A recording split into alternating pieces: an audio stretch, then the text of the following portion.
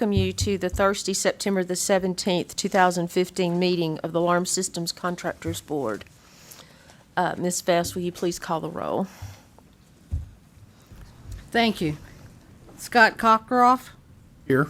Keith Harvey. Vivian Hickson. Here. Karen Jones. Here.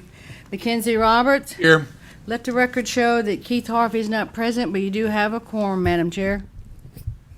Okay, thank you. The next item on our agenda is to review and adopt the agenda for today's meeting. Do we have a motion on this item? Make a motion we approve the agenda as it has been presented. And a second? A second. Okay, we have a motion and a second to adopt today's meeting agenda as presented. Ms. Vest, do you want to call the roll on the motion? Thank you. Scott Cockcroft. Yes. Keith Harvey. Vivian Hickson. Yes. Karen Jones. Yes. Mackenzie Roberts. Aye. Let the record show that the ayes have it. Okay. Have the board members had an opportunity to review the minutes from our June the 18th, 2015 board meeting, and if so, a motion to approve?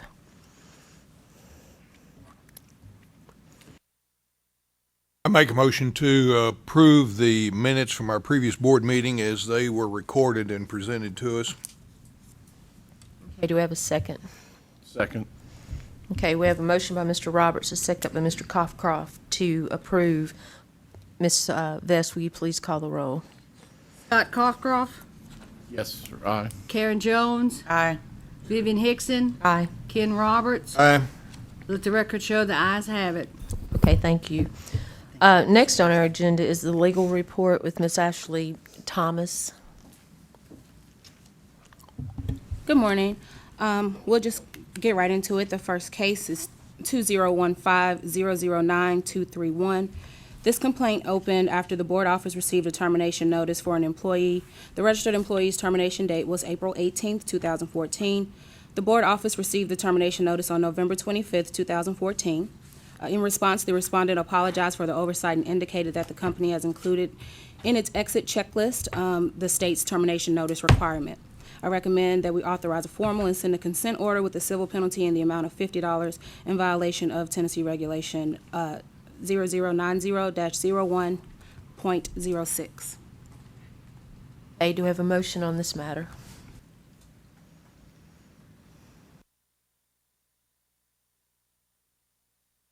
Madam Chairman, I can make a motion that we concur with the recommendation of our council. Second. Okay, we have a motion by Mr. Roberts, a second by Ms. Jones to concur with council's recommendation. Ms. Vest. Okay, Madam Chair, I don't think we need to do a roll call vote for all of these for the. Okay. All right, then all in favor, voice by saying aye. Aye. All opposed? The motion carries. Case number 2 is 2015-009-291. This complaint opened after the board office received a termination notice for an employee. The registered employee's termination date was July 3rd, 2013. The board office received the termination notice October 16th, 2014. Respondent states that when a permanent employee notifies the employer of intent to resign, the employee's status remains listed as active until a replacement is fully trained or until need for emergency help is no longer needed.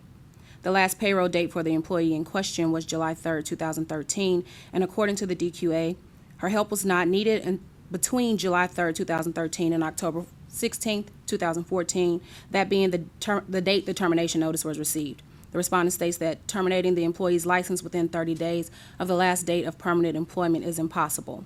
In this case, I recommend that we authorize a formal and send a consent order with a civil penalty in the amount of $50 in violation of Tennessee regulation. Madam Chairman, I make a motion that we concur with the recommendation of our council. A second. Okay, we have a motion by Mr. Roberts, a second by Ms. Jones to concur with our council's recommendation. All in favor, voice by saying aye. Aye. All opposed? The motion carries. Case number 3 is 2015-010-241. This complaint opened after the board office received termination notices for several employees. They are listed below for your review of their termination date and the date the board office received the notice of termination. In response, the respondent states that his Human Resources Department failed to properly notify the program of employee terminations. The respondent states that a new Human Resources employee with greater experience has been hired and is more diligent in her duties. Finally, the respondent acknowledges his responsibility for the oversight and apologizes to the program. In this case, I recommend that we authorize a formal and send a consent order with the civil penalty in the amount of $350 in violation of Tennessee regulation, and that amount represents $50 for the 7 employees. I'll make a motion to concur with council. Second.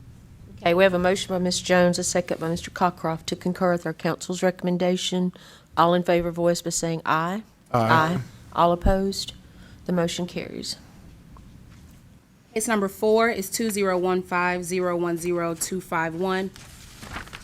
This complaint alleges that respondent failed to notify the board office of a registered employee's termination within 30 days in violation of Tennessee regulation. The registered employee's termination date was May 12, 2014. The board office received notice on December 16, 2014. The respondent states that the registered employee had no interaction with any of the alarm installations or related personnel, but rather worked as a payroll and accounts payable clerk. Respondent states that the employee's initial registration was completed as a precautionary measure, and the failure to notify the board office of the employee's termination was an oversight. In this case, I recommend that we authorize a formal and send a consent order with a civil penalty in the amount of $50 in violation of Tennessee regulation.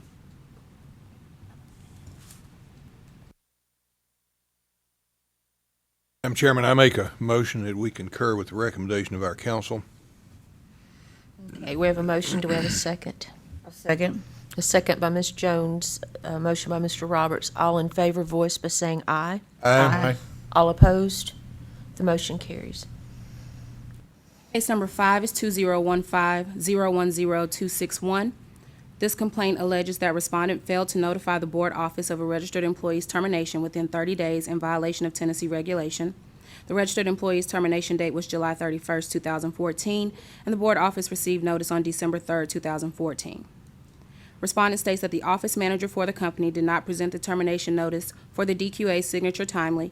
Therefore, the termination notice was not provided to the board office within the required 30 days.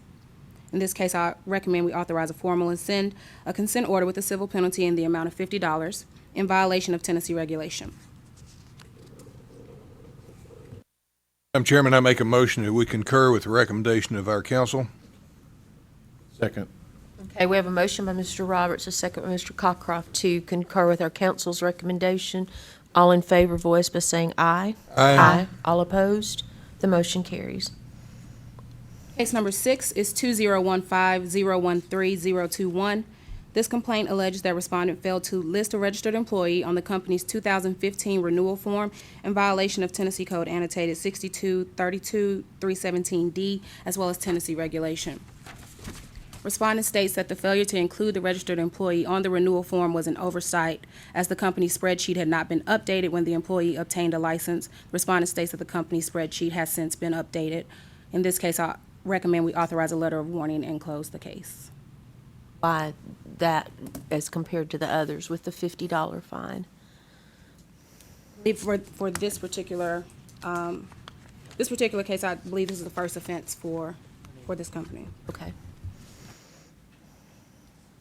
Madam Chairman, I make a motion that we concur with the recommendation of our council. Second. Okay, we have a motion by Mr. Roberts, a second by Mr. Cockcroft to concur with our council's recommendation. All in favor, voice by saying aye. Aye. All opposed? The motion carries. Case number 7 is 2015-010-451. This is a consumer complaint that alleges unethical and unprofessional conduct by the respondent. The complainant alleges that the respondent's alarm system began beeping at the complainant's rental cabin and the noise disturbed the guest. The complainant indicates that his rental management company requested the respondent be called to repair the problem. The complainant alleges that he called the respondent on February 8, 2015, but the respondent did not go to the cabin until February 11, 2015. The complainant alleges that the respondent delayed in going to his cabin after trying to access the problem remotely and not receiving a telephone call from complainant. The complainant states that his cabin rentals maintenance personnel disabled the respondent's alarm system prior to February 11, 2015. The complainant alleges that the respondent indicated a short circuit in the phone lines as the source of his alarm system issue. The complainant indicated that the respondent cut his telephone lines. The complainant stated his telephone company was required to reconnect his phone system, and his alarm system then worked properly. Finally, the complainant raises an issue regarding the invoice of $130 from respondent, which as of the date of the complaint had not been paid. Respondent states that after receiving the complainant's telephone call, respondent requested that complainant or his rental agency be present at the complainant's property to perform remote testing. Respondent states that the rental agency disabled the alarm system, which necessitated a service call to fix the issue and send test signals. Respondent denies cutting complainant's telephone wires. Respondent also states that the complainant's phone circuit was removed from the outside interface box due to a shortage, and the alarm system supply wire was connected directly to the interface box. After the service call, respondent states that the alarm system worked properly. Respondent finally states that the invoice provided to the complainant details the $130 charge. In this case, I recommended closure as there were no violations found of unprofessional or unethical conduct, and it seemed to be a dispute regarding a civil issue. Make a motion to concur with counsel. Second. Okay, we have a motion by Ms. Jones and a second by Mr. Cockcroft to concur with our council's recommendation. All in favor, voice by saying aye. Aye. All opposed? The motion carries. Case number 8 is 2015-013-131. This complaint alleges that respondent failed to list the company's certification number on its truck. The complainant submitted photographs alleging that he witnessed the truck on the interstate and he could not see a certification number on its truck. The photographs show the rear and the right side of the truck. Respondent states that the truck does in fact display the company's certification number on the left side of the truck. The respondent submitted photographs as evidence of the displayed certification number. The photographs from complainant and respondent are of the same truck. The company's certification is displayed on the left side of the truck as evidenced in the respondent's photographs. And in this case, I recommend closure as there appears to be no violation by the respondent.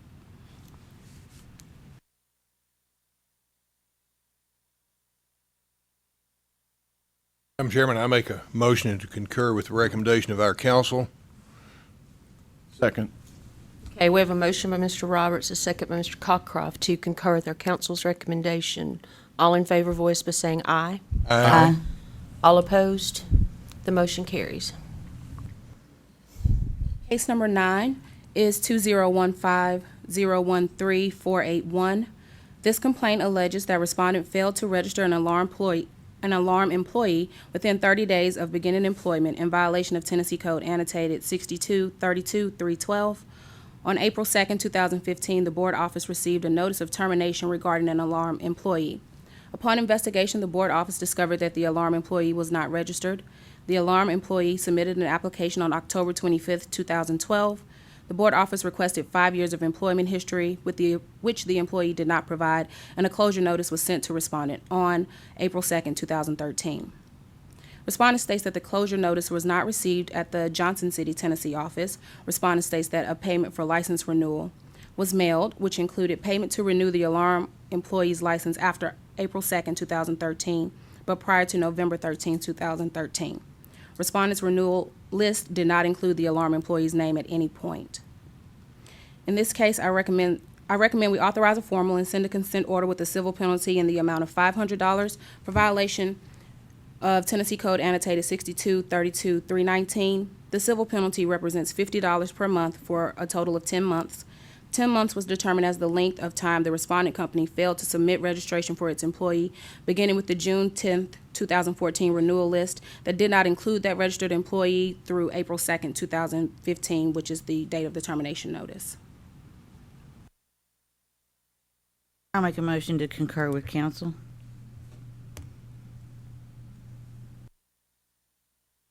Where did the June 10th date come from? They sent in That was the date on the renewal list for the company, and the employee was not listed on that particular list.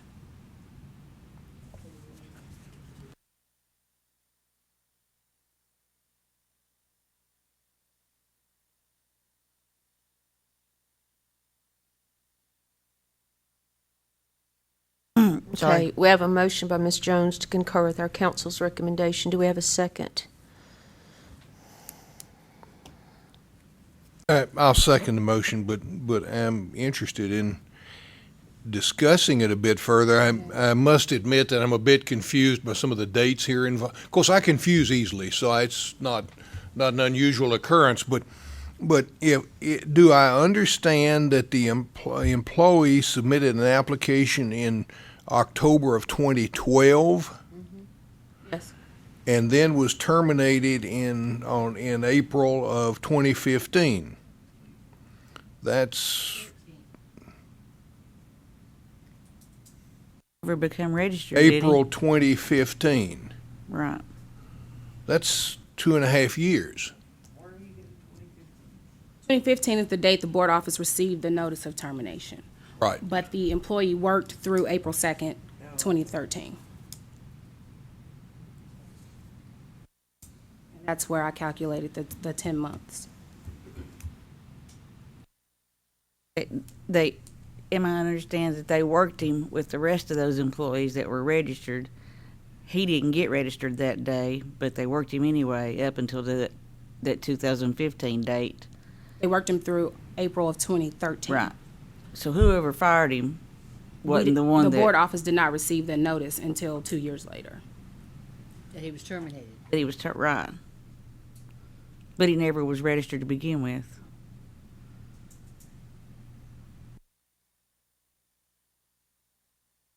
Fining him for the period of time that he did work unregistered. Correct? How long a period was it when, I mean, we would have sent the request for the employment history, and then at some point, would we have sent something saying that he was denied, or that if we just, there was no? Yes, what transpired here, we asked him for 5 years employment history.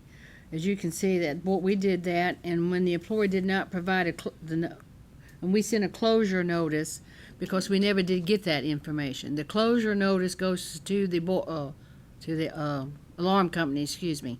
So they were notified that his application had been closed for failure to respond to documents that we had requested. Do we know what the date of that was? The one from, We mailed the notice out on April the 2nd of 2013. Would have given him at a minimum 60 to 90 days to respond to our request for the 5 years of employment. That's standard on all the letters that we send out.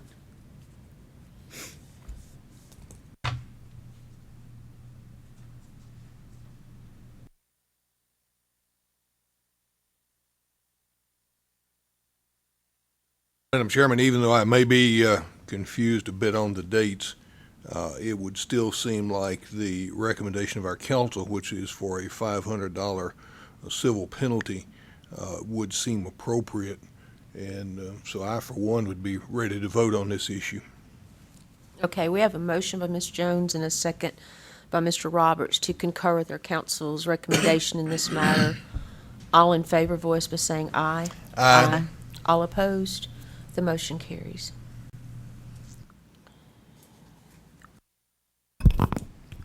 Case number 10 is 2015-010-291. This complaint alleges that respondent failed to register 5 employees within 30 days from their hire date. The registered employees' hire dates to registration dates are listed below for your review. The respondent failed to respond to this complaint. In this case, I recommend authorizing a formal and sending a consent order with a civil penalty in the amount of $9,500 for violation of Tennessee Code annotated 6232-312 and an additional $100 for respondent's failure to file a written response to the complaint within 20 days in violation of Tennessee regulation. The civil penalty of $9,500 represents $100 a month for a total of 95 months.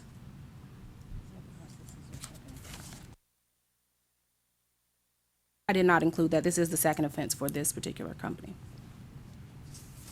Madam Chairman, I make a motion we concur with the recommendation of our council. Okay, the $9,500 includes the $100 for that? Or should that be 9,600? I'm sorry, that should say 9,600. You're correct. Okay. Where did we come up with the dates? Did they actually applied for registration and put a hire date? They did. It's on the application. It's on the applications.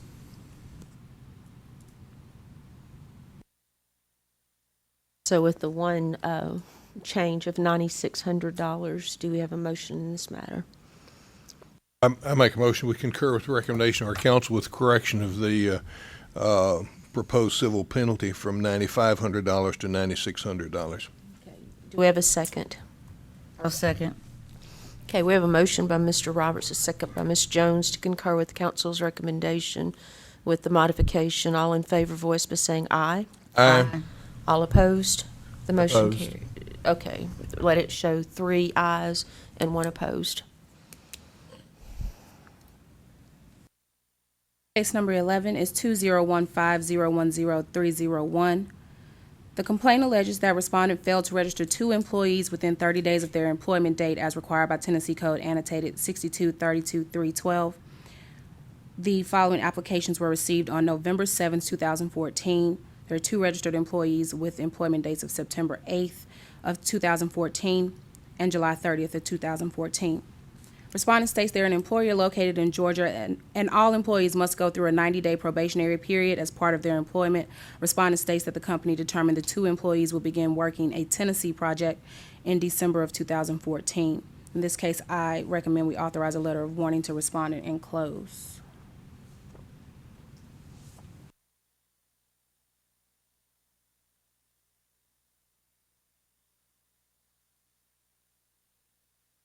So they're saying that they were employed in another state, but they weren't working in Tennessee until a later time? Until December of 2014, yes.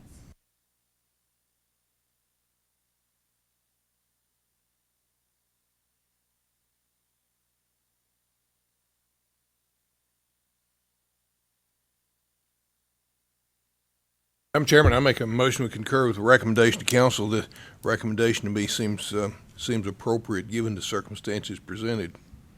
Second. Okay, we have a motion by Mr. Roberts, a second by Mr. Cockcroft to concur with our council's recommendation. All in favor, voice by saying aye. Aye. All opposed? The motion carries. Case number 12 is 2015010311. This complaint alleges that the respondent failed to register 2 employees within 30 days of their employment date as required by Tennessee Code annotated 6232-312. The 2 employee hire dates and registration date and application date are below. The first employee's employment date was May 1st, 2014 with an application date of November 5th, 2014. The second employee was October 7, 2013, application date of March 31st, 2015. Respondent states with reference to the first employee, the company failed to register the employee within 30 days. With reference to the second employee, the respondent states the employee was hired while holding an active QA license through March of 2015. Upon expiration of that license in March of 2015, the respondent submitted the employee as a new employee. In this case, I recommend we authorize a formal and send a consent order with the civil penalty of $300 calculated at $50 per month for 6 months for violation of Tennessee Code annotated 6232-312 with reference to the first registered employee. However, I found there was no violation with reference to the second employee.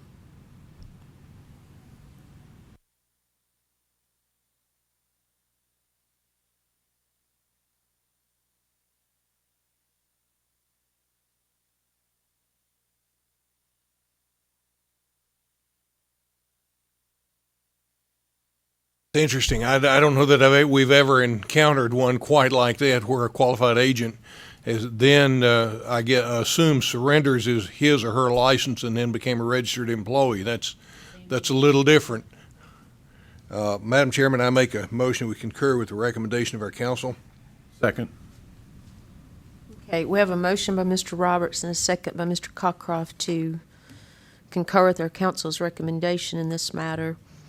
All in favor, voice by saying aye. Aye. All opposed? I know we've already voted on it, but it just says that submitted the employee as a new employee. That doesn't mean that the person surrendered their QA. It's just that they were then listed as a new employee for the company. But did they keep the QA status, or did they drop to a registered employee No, status? his QA, if I'm not mistaken, expired. And then the same day that it expired, they made an application as a registered employee. So he did surrender his QA. No, license. he didn't I mean, surrender, he he expired. he He's no didn't- longer that's what working in the capacity As of a a QA. Now Okay. he's just a regular employee, Okay. registered employee, I should Actually, say. my thought process here was the company appeared to me to be trying to comply appropriately with the statute, so, yeah, I think we've made a wise decision. Thank you. Next one. Case number 13 is 2015-011-821. This is a consumer complaint alleging fraudulent or dishonest dealing. Complainant alleges that respondent improperly listed him as a homeowner on a system purchase and services agreement. Complainant states a collection agency on behalf of the respondent contacted him to pay $2,122.25 in regards to the system purchase and services agreement.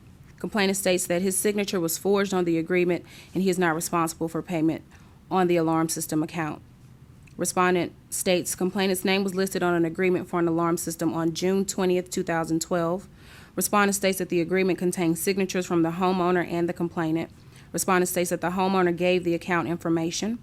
Respondent states that upon review, the signature on the agreement did not match the signature on the complaint submitted to the board office. Therefore, the respondent removed complainant's name from the account and ceased all collection efforts. Respondent states that complainant has no obligation to the company.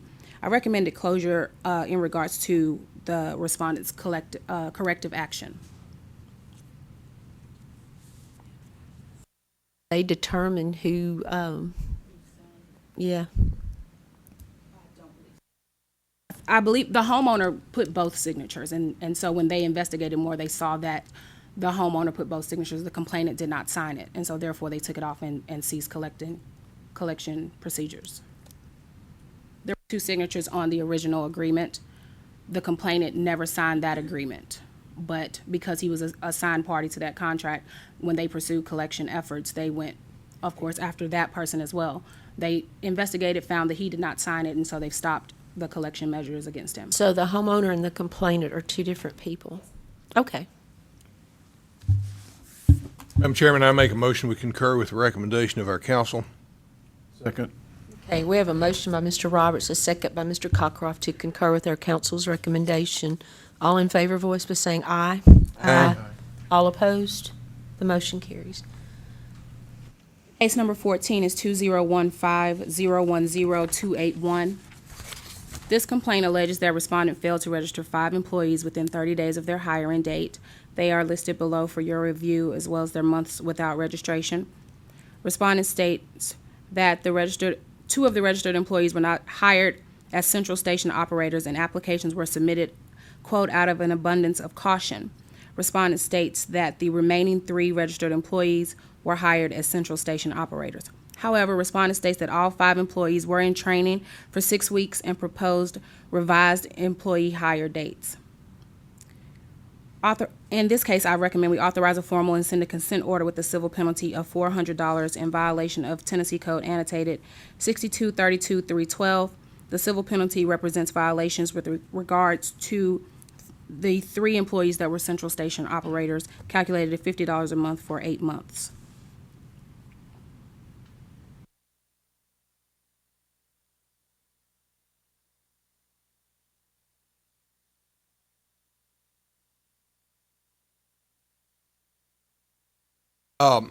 May I ask if this is an out-of-state company, that's located out of state?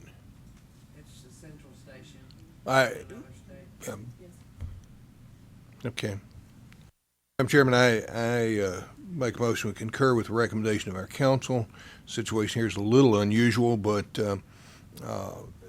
since this is an out-of-state company,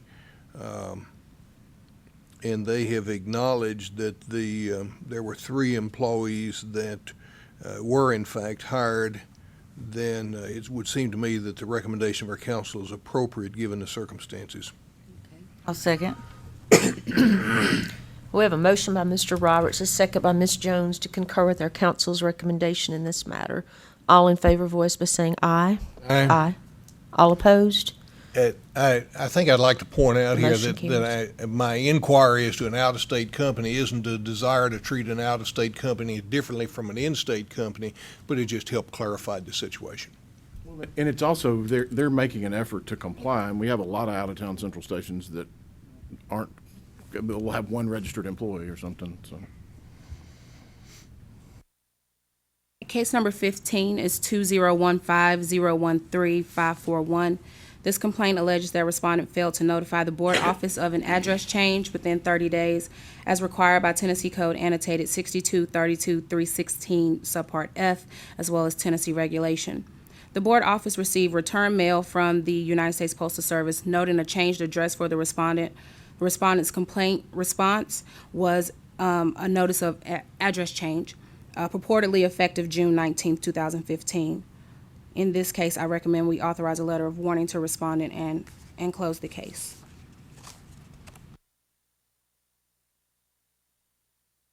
What was the period of time that the address was incorrect?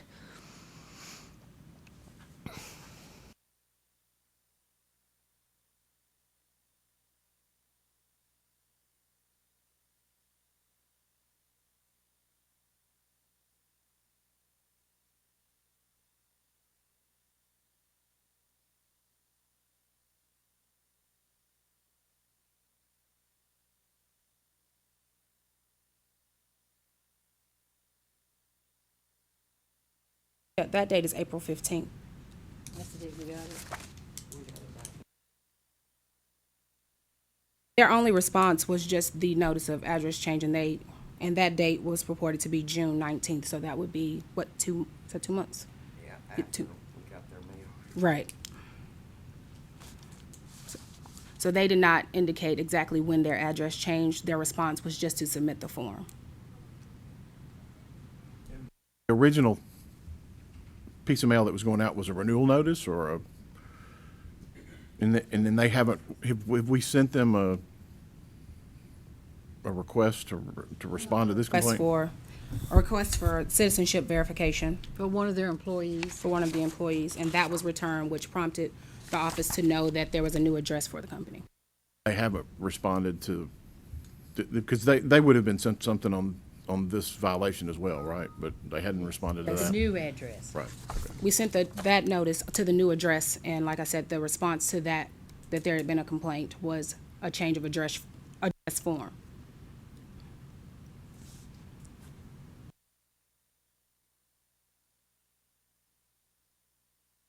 I would think this would warrant some sort of a civil penalty with the fact that they haven't responded. They didn't notify us, and they also didn't respond. What, do we have a, Yeah, there's a failure to respond to, They couldn't respond if they didn't get the first notice. but they didn't respond, did they respond to this violation? Or when we sent, I thought they didn't respond to that either. The complaint notice? Yes, he's confused. They did respond The response to complaint. the complaint notice was their change of address form, rather than a written response explaining why they did not change the address or notify us of the change within 30 days. So we know that it was at least 2 months that they were, but we don't know how long it had been. Amount typically have been based on months. Is there a, I don't believe we've ever fined someone for this particular Change of address. violation. I mean, they failed to notify us of a change of address, which is in the statute, if I'm not mistaken. So we're looking at $100 for failure to tell if it's a change of address. if And they that's what still they're didn't looking at. explain why they did it. No, they didn't just- explain it. They just said, here is our, Here's our new They just- or we address. send it to the, Right. you know, they could fill out that post office information by change of address, but that is not forwarded to the state. Most people don't know that. I'm not saying that's what they did, I'm just saying it was possible. But if you're looking at a fine, you're looking at $100.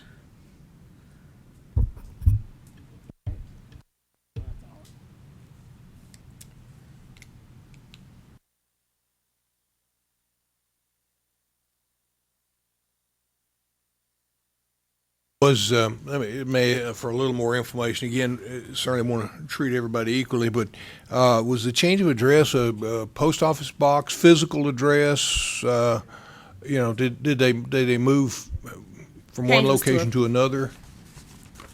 The change was to a physical address. Yes, it was a physical address, I'm sorry. They moved from one physical address to the other. I think it should be clear. Of course, the statute requires them notified, but notifies, but that also would just almost seem logical. I feel like that I'm kind of like Scott. I would feel like that authorizing a civil penalty and authorize a formal hearing and a consent order with a civil penalty of $100 would seem more appropriate given this particular situation. And I would make a motion to that effect. Okay, we have a motion by Mr. Roberts. I'll second that.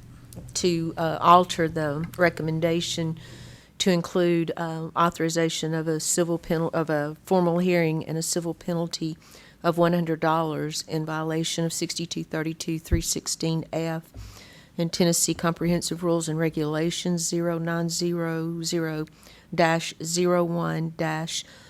0900-01-.069G, seconded by Ms. Jones. All in favor, voice by saying aye. Aye. All opposed? The motion carries. Number 16 involves three different respondents. The case numbers are 2015-010-511, 2015-010-512, and 2015-010-513. This complaint alleges that Respondent 3 falsified the license certification of Respondent 1. The board office received a request for confirmation of license validity for Respondent Company. The license received by the board office listed license number 16272. License number 16272 is associated with the registered employee application for Respondent 3, whose status is not employed currently. Respondent 2 with QA application 1853, currently in process, is listed as the qualifying agent of Respondent 1. As a result of the falsified license, the instant complaint was opened. The respondent offered no answer to the complaint against him and the company. In this case, I recommend we authorize a formal and send a consent order with the civil penalty in the amount of $5,000 in violation of Tennessee Code Annotated 6232-320B for engaging or offering to engage in contracting without a certification by use of a falsified license as to Respondents 1 and 2. As to Respondent 3, I recommend closure.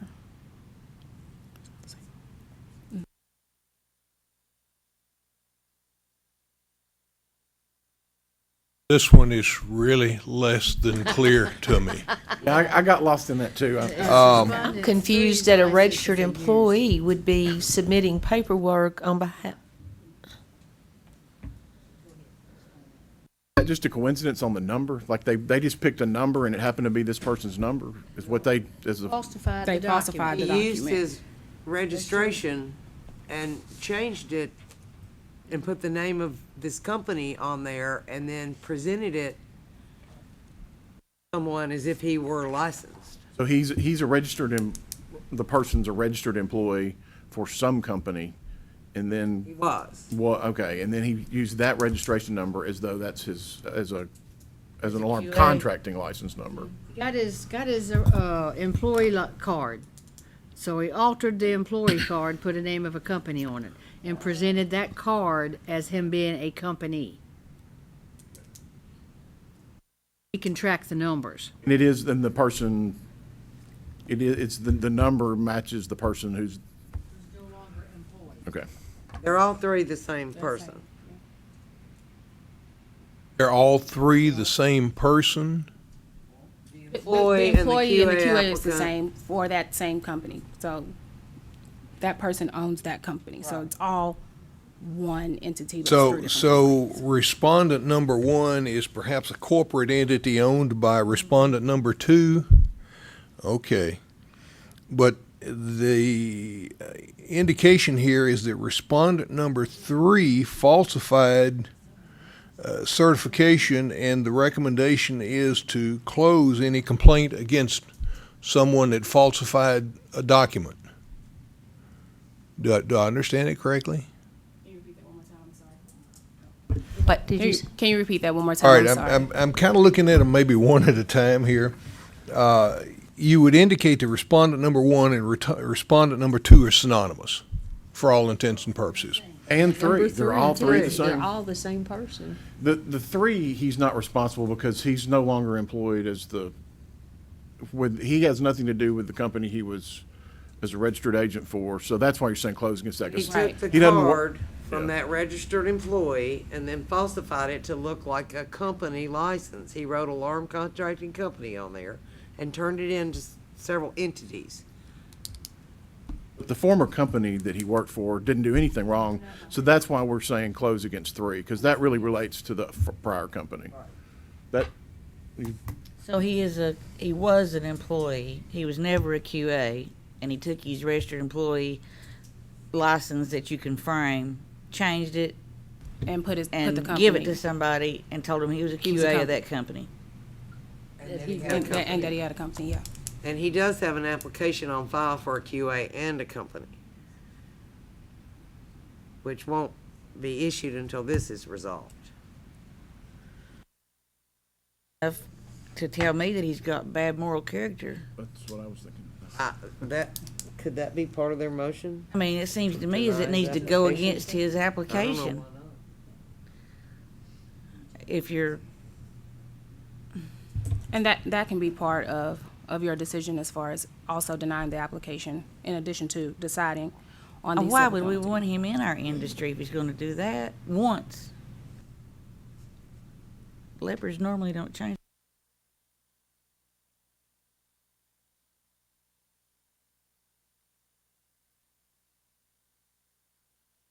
Verify the license because they can't verify it online. That's where we got copies of this license. And they were to indicate he's licensed and try to set up accounts and stuff.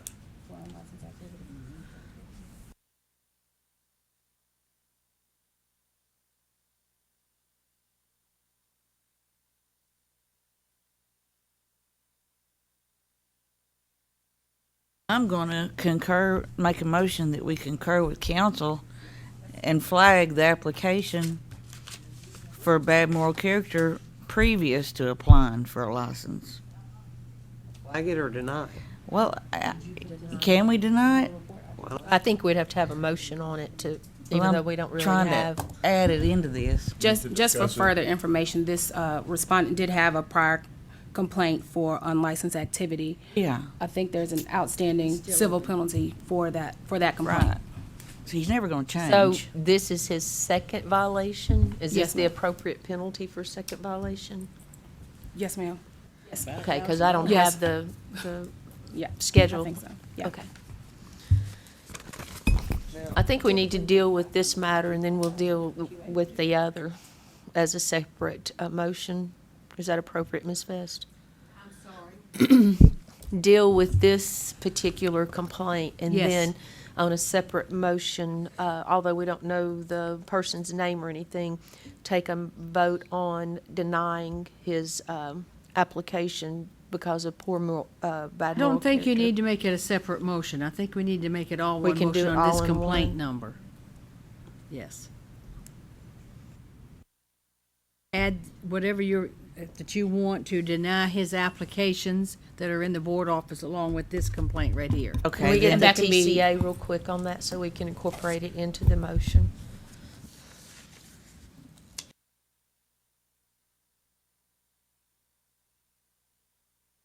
Are you talking about the poor moral character? Yes, ma'am. I don't know. Two statutes to cover that 6232-319. is one, and then the grounds or the definition of poor moral character is in 312. Are there any subsections to that, or is it just 319 and 312?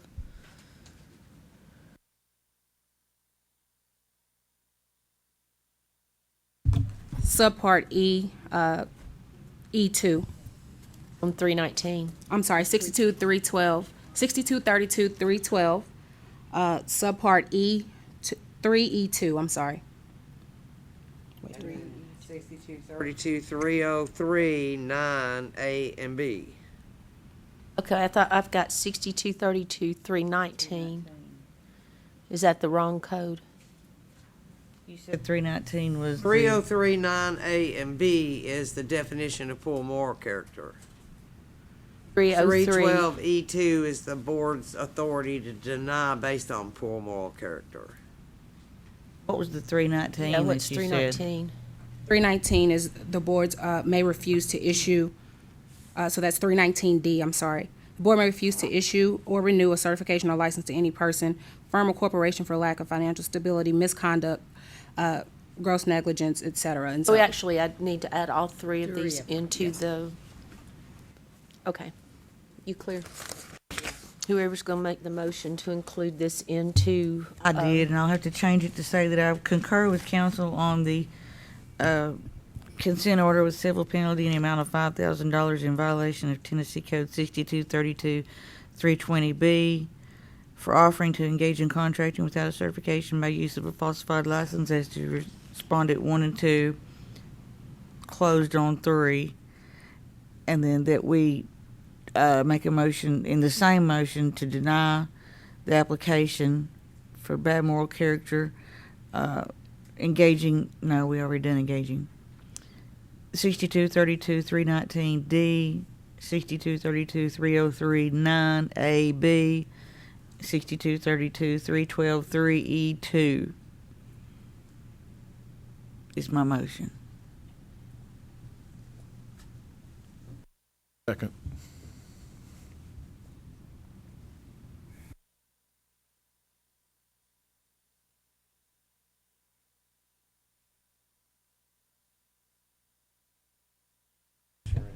and the denial, that would be to both of his applications currently being processed? To the company and the QA? And that applies to the company and the QA license. All applications to the state. Okay. We have a motion by Ms. Jones. Do we have a second? I think Mr. Cockcroft, Second, you yes. second. All in favor, voice by saying aye. Aye. All opposed? Beth, did you get all of that in your, good? Because it's basically her recommendation, but adding all applications because of those state statutes. Okay. Thank you. Next. Next case, 17, involves two respondents, 2015014-701 and 2015014-702. This is a consumer complaint alleging misconduct by the respondent.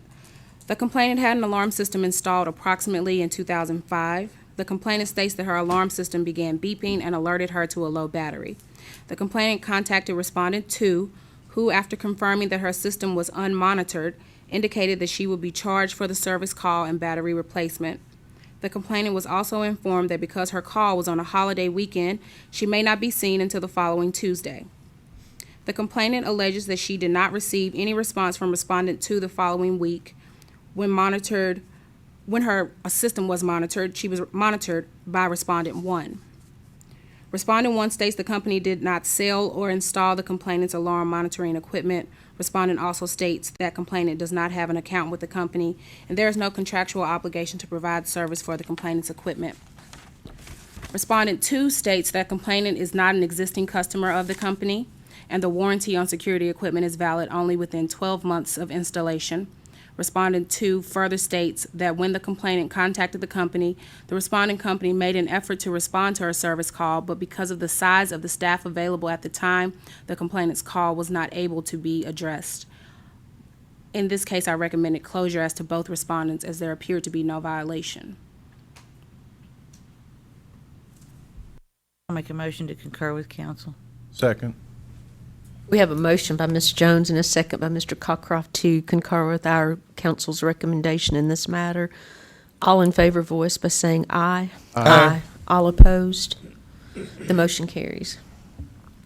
Case number 18 is 2015008-961. This complaint opened after the board office received termination notices for 3 employees. The board office received the termination notices on December 18, 2014. The employees' termination dates were as follows. For registered employee 30984, September 27, 2014. registered employee 31899, October 8th, 2014, and registered employee 32077, October 9th, 2014. Upon investigation, respondent stated that she mailed the termination notices on October 17, 2014. However, respondent had no evidence to support her argument but for her personal spreadsheet record. The respondent stated that the notices were mailed via the United States Postal Service. The respondent implemented a new policy of mailing termination notices via FedEx so that she had verified tracking of her notices. Finally, the respondent apologizes for the inconvenience. This case, I recommend authorization of a formal and sending a consent order with a civil penalty of $600 for violation of Tennessee regulation. This amount represents $200 for 3 registered employees. It is.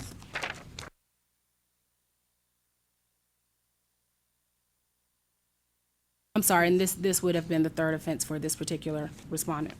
And what we did receive, I mean, we did receive a termination notice on December 18th. That's the date. Yes, we received termination notices for all 3 of those employees on December 18th. I wonder what prompted her to send that again. Do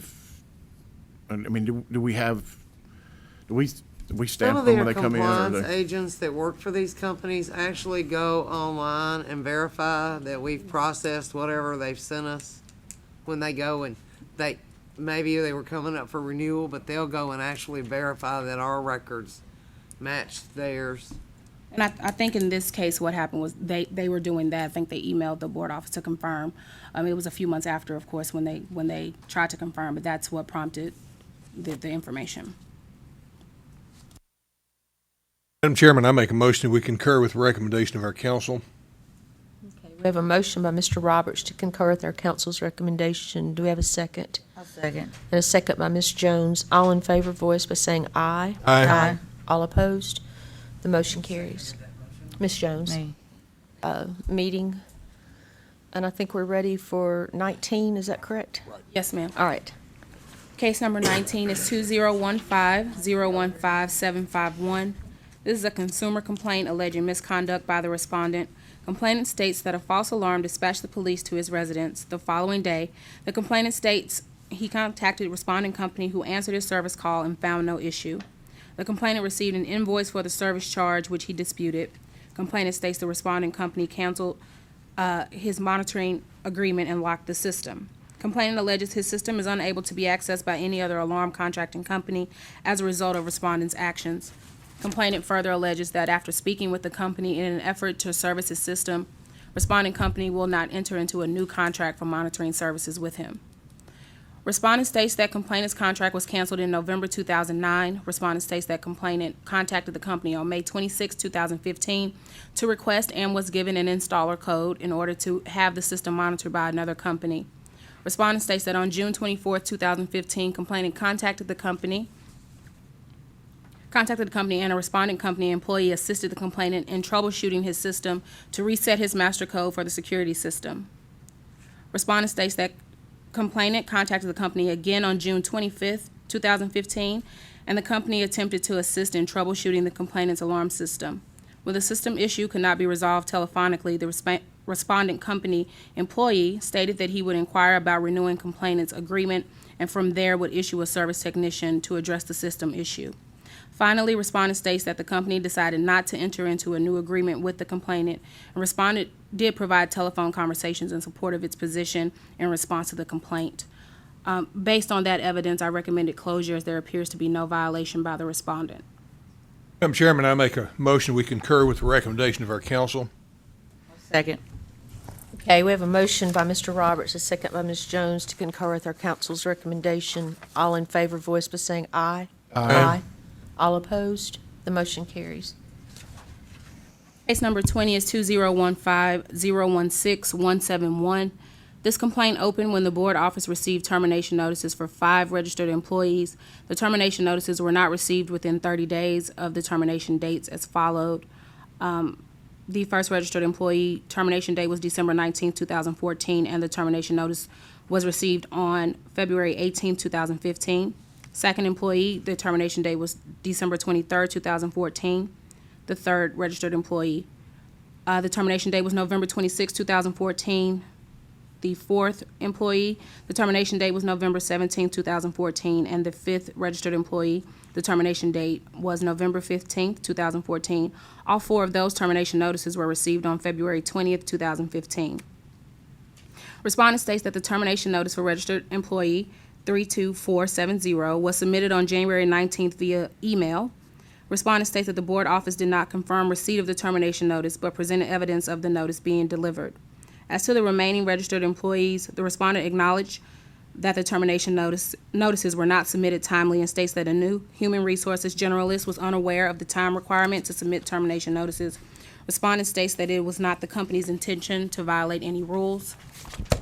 In this case, I recommend that we authorize a formal and send a consent order with a civil penalty in the amount of $200 for violation of Tennessee Comprehensive Rules and Regulations 0900-01-.069K.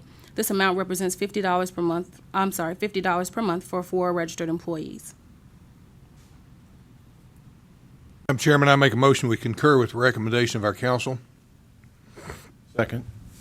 Okay, we have a motion by Mr. Roberts, a second by Mr. Cockcroft to concur with our council's recommendation. All in favor voice by saying aye. Aye. All opposed? The motion carries. Case number 21 is 2015-012-621. This complaint opened after the board office received applications for employee registration for several employees more than 30 days from the hiring date. The time frame between hire date and registration dates are listed below for your review. There are a total of 5 employees listed there. Respondent confirmed that the employees had worked in the state of Tennessee since their hire dates. However, the respondent states that the alarm system company did not begin working in the security industry until 2013, and the dates on the applications are the dates the employees began working for the company, not in the security industry. The respondent apologizes for the confusion. Through an investigation, the respondent provided a security employee roster and again stated that the employees for whom he submitted registration did not begin work in the alarm security industry until after the company began servicing the industry in 2013. Respondent had no documentation or recollection of the start dates, but stated that no employee began working in the security alarm industry until they were registered with the state of Tennessee. Finally, respondent states that the alarm security industry makes up 20% of his business only. In this case, I recommend that we authorize a formal and send a consent order with a civil penalty in the amount of $5,650 in violation of Tennessee Code annotated 6232-312, subpart C, and this amount represents $50 per month without registration for each employee listed.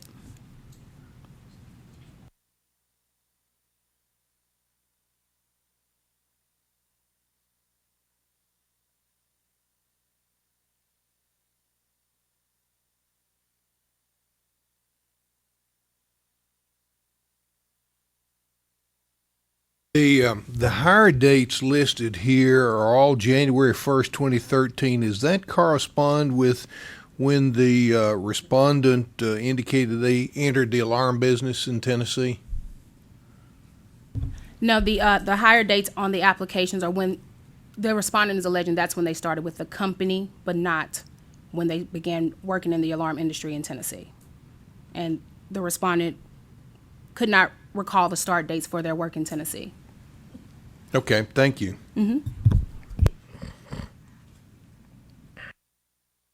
I'm kind of lost in some of it. It doesn't seem like there's a lot of bearing on when, if they began servicing the industry in 2013 and these hire dates are 2013. I mean, I guess there could be a few months there that maybe they weren't, but they weren't working.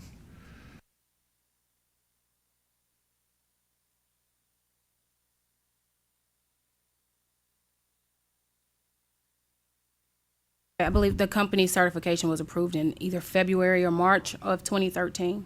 So that would have been a couple of months after those hire dates, with the exception of the registered employee 32809. Madam Chairman, I make a motion we concur with the recommendation of our council. We have a motion by Mr. Roberts to concur with our council's recommendation. Do we have a second?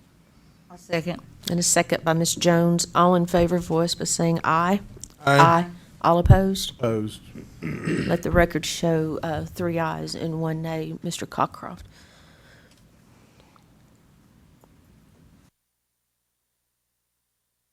Case number 22 is 2015-010-521. This complaint opened alleging that respondent engaged in a joint venture with an unlicensed company. The unlicensed party reported to the board office through a qualifying agent application that he worked as a subcontractor for respondent doing sales and installation. Through investigation, respondent denied engaging in a joint venture with the unlicensed party or hiring the unlicensed party as a subcontractor. The respondent stated that the unlicensed party does work for the respondent in neighboring states, but denies that the unlicensed party ever worked as a subcontractor or engaged in a joint venture with the respondent. As there appeared to be no violation by the respondent, I recommended closure of this case.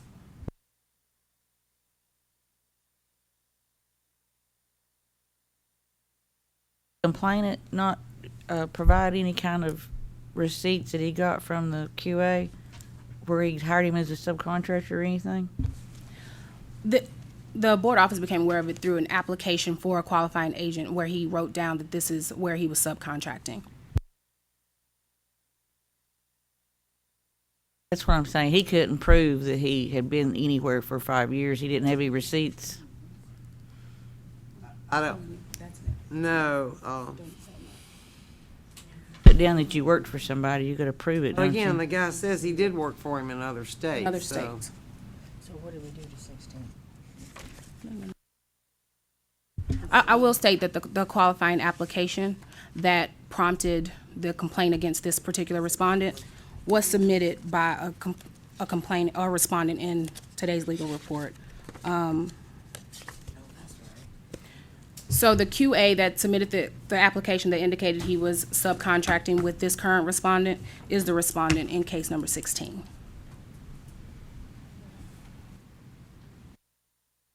Will you say that again? The qualifying agent application that indicated that he was subcontracting with this respondent is in fact the respondent in case 16. Requested that future Okay. applications be denied. Denied. Yeah. Recommended denying those applications. This is going towards. This is going towards the company he alleged he subcontracted with, who denied ever subcontracted with him, but stated he did work in another state. Did he put this QA's license on that forged document? Is this the license he put on there? No. He took his own qualifying. He I wasn't mean, a QA. I mean, his registered employee and used that, made that look. This company is licensed? Yes. Okay, so it's the joint venture is what would be the, Right, and that is what the respondent is denying, the joint venture or the subcontracting. In Tennessee. He just used him as an mean- employee in a neighboring state. He's saying he never subcontracted with him, never engaged in a joint venture in Tennessee, but that person has done work in neighboring states for him. Same employee that forged the license. and he was a registered employee in Tennessee for that, oh, not this company. Right. Okay. So he's still lying. I'm glad we got all that straight. I'm not sure I've got it straight.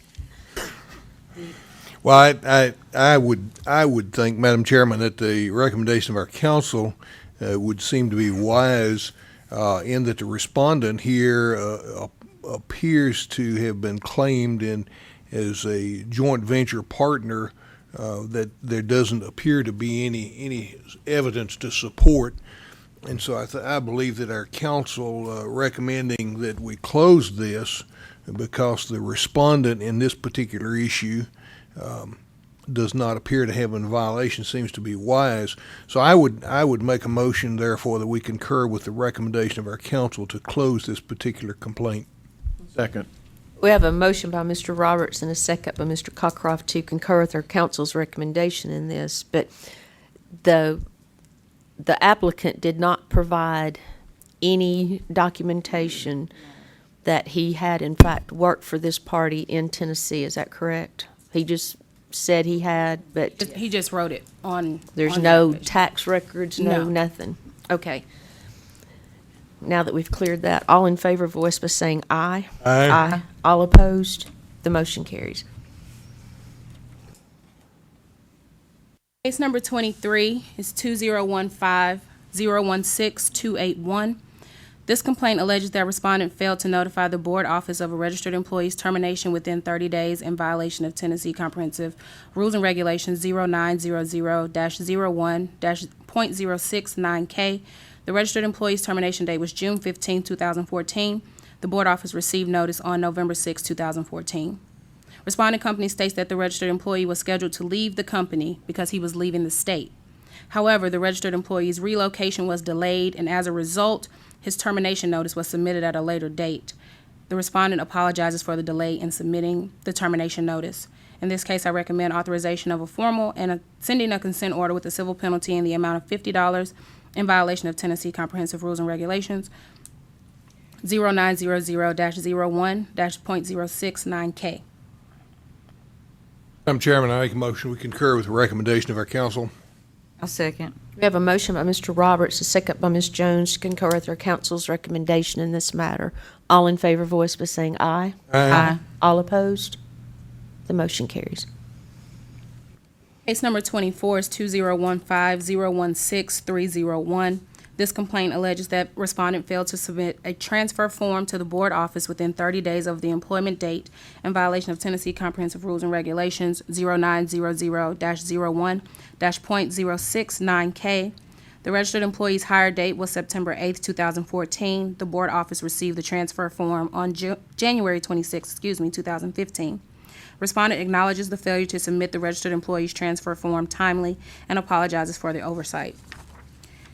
In this case, I recommend authorization of a formal and send a consent order with the civil penalty in the amount of $100 in violation of Tennessee Comprehensive Rules and Regulations 0900-01-.069K, as the respondent did have a previous violation for the same regulation.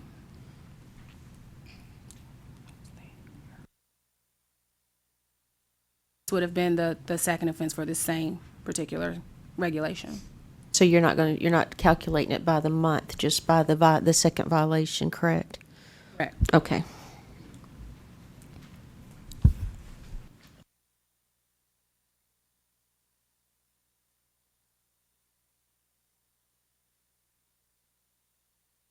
Madam Chairman, I make a motion we concur with the recommendation of our council. A second. Okay, we have a motion by Mr. Roberts and a second by Ms. Jones to concur with our council's recommendation in this matter. All in favor, voice by saying aye. Aye. All opposed? The motion carries. Case 25 is 2015-016-311. This complaint alleges that respondent failed to notify the board office of an address change in violation of Tennessee Comprehensive Rules and Regulations 0900-01-.069G. On the change of address form, the respondent listed the change effective date as November 1st, 2014. The board office received the change of address form on May 11, 2015. Respondent states that the address for the company changed officially the week of July 13, 2015. However, the company mail was forwarded to a new address for months prior to the transition due to the number of vendors with which the company associates. In this case, I recommended that we authorize a letter of warning to the respondent and close. There were no previous violations by this particular company, this particular respondent, I'm sorry. Madam Chairman, this seems to be very similar to a previous case that we closed in the same fashion with a letter of warning, so I make a motion we concur with the recommendation of our council with regard to this complaint. We have a motion by Mr. Roberts. Do we have a second? A second. And a second by Ms. Jones. All in favor, voice by saying aye. Aye. All opposed? Motion carries. Case number 26 is 2015-016-661. This complaint alleges that respondent failed to notify the board office of an address change in violation of Tennessee Comprehensive Rules and Regulations 0900-01-.069G. On the change of address form, the respondent listed the change effective date as June 2014. The board office received the change of address form on April 6, 2015. Respondent states that the failure to submit the change of address form timely was an oversight and apologizes. Respondent states that he submitted the form immediately after being informed of the error. I recommend authorization of a letter of warning to this respondent in closing. Again, there were no previous violations by this respondent. I make a motion, we concur with council. On this one, they didn't submit something until they were in.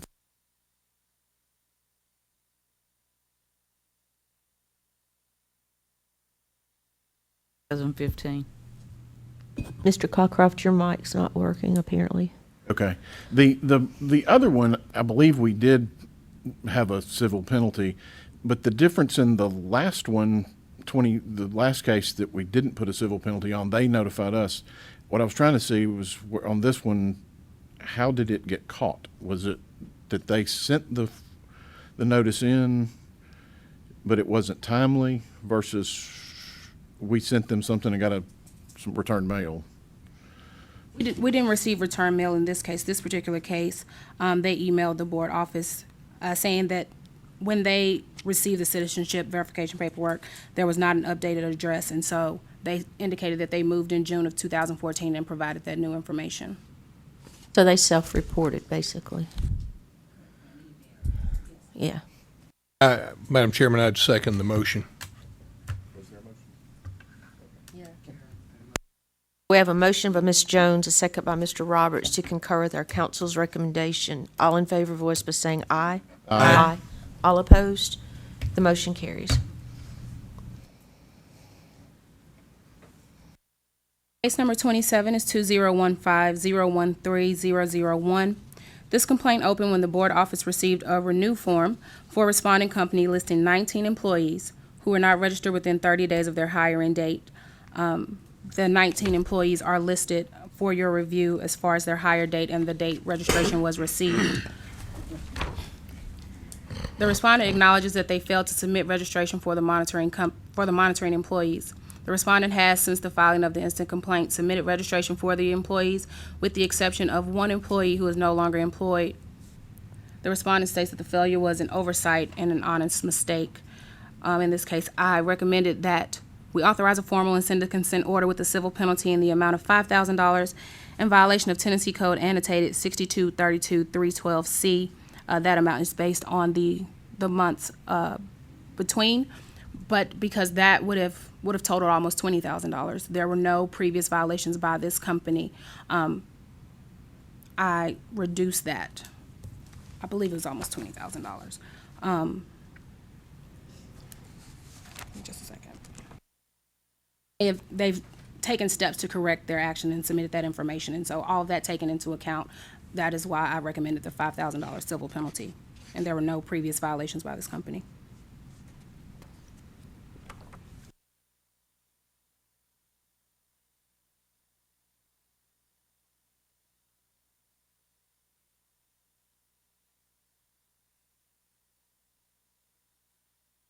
How many months did all that total?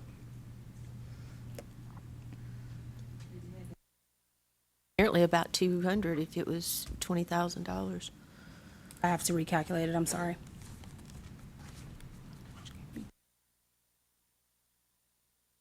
I guess to do that. Oh, I just wondered how many months it was. Typically, I would calculate it probably $50 per month from the hire date to the registration receive date. As I said, when I did that, that came to almost $20,000, between $18,000 and $19,000. But because there were no violations by this company and they've taken corrective action, I recommended that we reduce it to $5,000. But there is, of course, to make a different decision.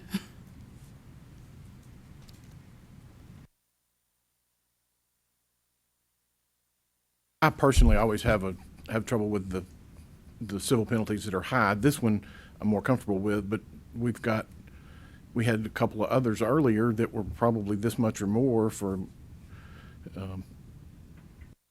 less. A lot less employees. So this probably should be.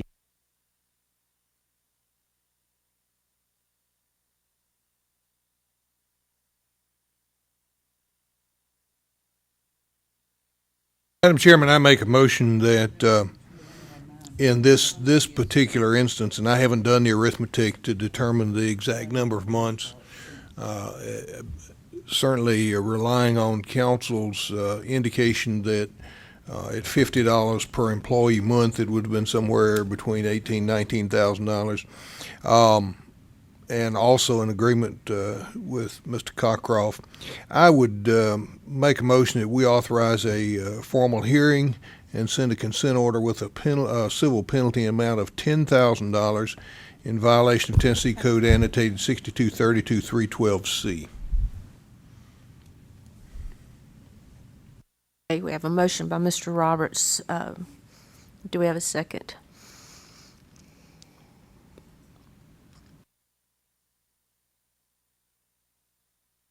A second.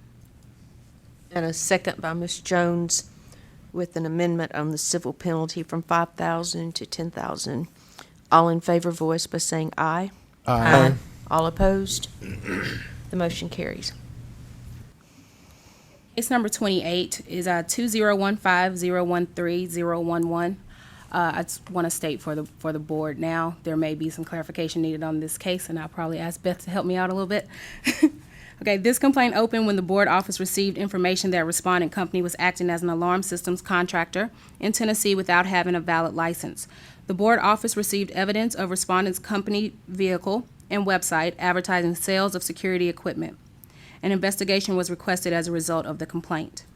Respondent company had a contractor license which expired January 31st, 2003. Respondent company is an assumed name of an electrical contractor company. Respondent states that less than 30% of its electrical contractor company business is telecom and/or alarm systems. Respondent's electrical/mechanical contractor company is listed as being an excluded company from the licensing requirement with an expiration date of September 30th, 2015. Finally, respondent did offer to take any administrative steps necessary to avoid any violation of statute or regulation. I recommended closure in this case as there appeared to be no violation based on the exclusion from the electrical contractor company.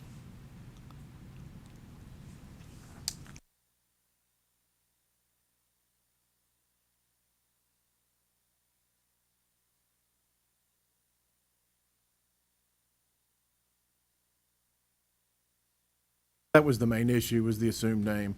Had they been using the electrical contractor's name, you wouldn't have even, it wouldn't even Right, gone we anywhere. wouldn't know it. Is the name very similar? I mean, is it? No. It's completely different?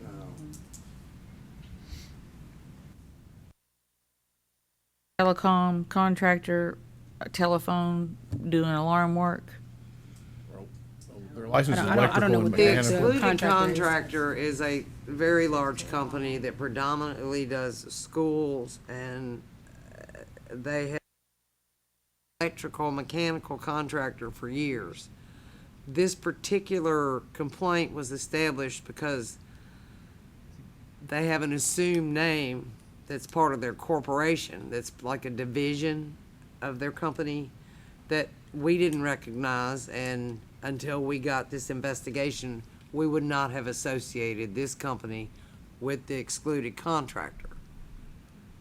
But it is a legal DBA for them. Mm-hmm. They are listed as an assumed name on the Secretary of State's website for this corporation. So that's been corrected now where it would show on the record No, with us, or it that's, still that's has- what I would recommend.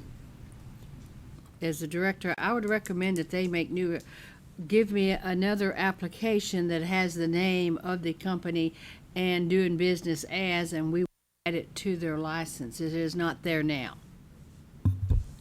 Just for clarification, it would be a letter of instruction, Right. because legally they have not violated anything, so a letter of instruction would kind of go with Cody's suggestion.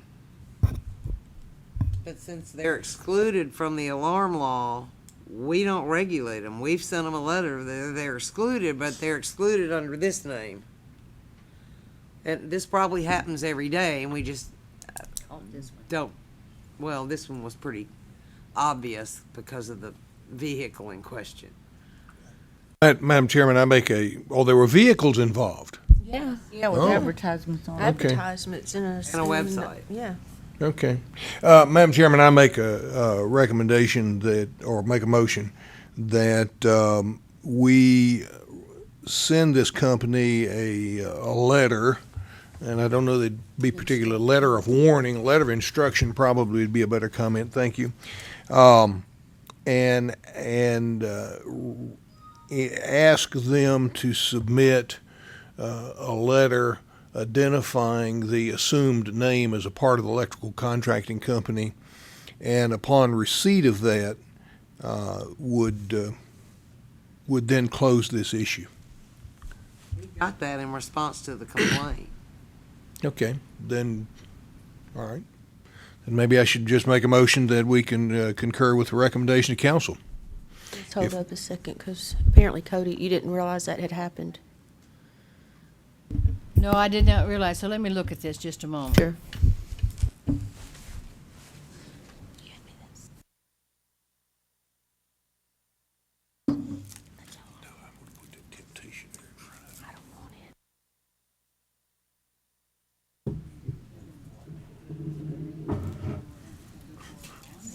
Can we tell them, Ashley, can we tell them that if they're gonna do this as an excluded contractor, they have to do it in the name they're excluded under?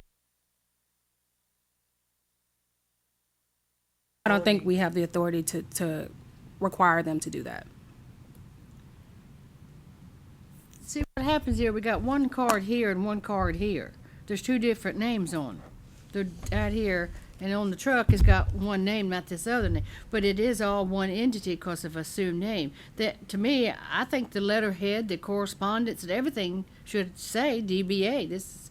That way they can do it in both names. But what they're doing is presenting themselves as another company. When you hand somebody a business card, and it's got a company name on it, I'm gonna go to the system and look and see for that name. Well, it's not there. Have they submitted any sort of a DBA They indication? submitted a letter from their attorney's office, And- just telling us about the DBA name. And that was in response to the complaint and the investigation. Would that be sufficient for us to go ahead and list them as a DBA on the, in our records? Yes, that'll be fine. Okay, if that being the case, then I would make a motion that we concur with the recommendation of the council and close this issue.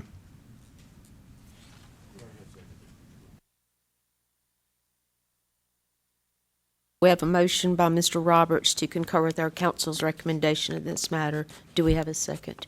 Second. And a second by Mr. Cockcroft. All in favor, voice by saying aye. Aye. All opposed? The motion carries. The case number 29 is 2015-014-611. This is a complaint alleging that respondent company is advertising and selling security equipment without being properly licensed in violation of Tennessee Code Annotated 6232304A. The complaint alleges that respondent company used radio advertisements which refer to selling security cameras and offering installation services. Respondent states that the devices were advertised as camera systems, of which he made a total of 3 sales. Respondent states that the company did not monitor the systems in any way, and the company has stopped all advertising and selling of any security system equipment.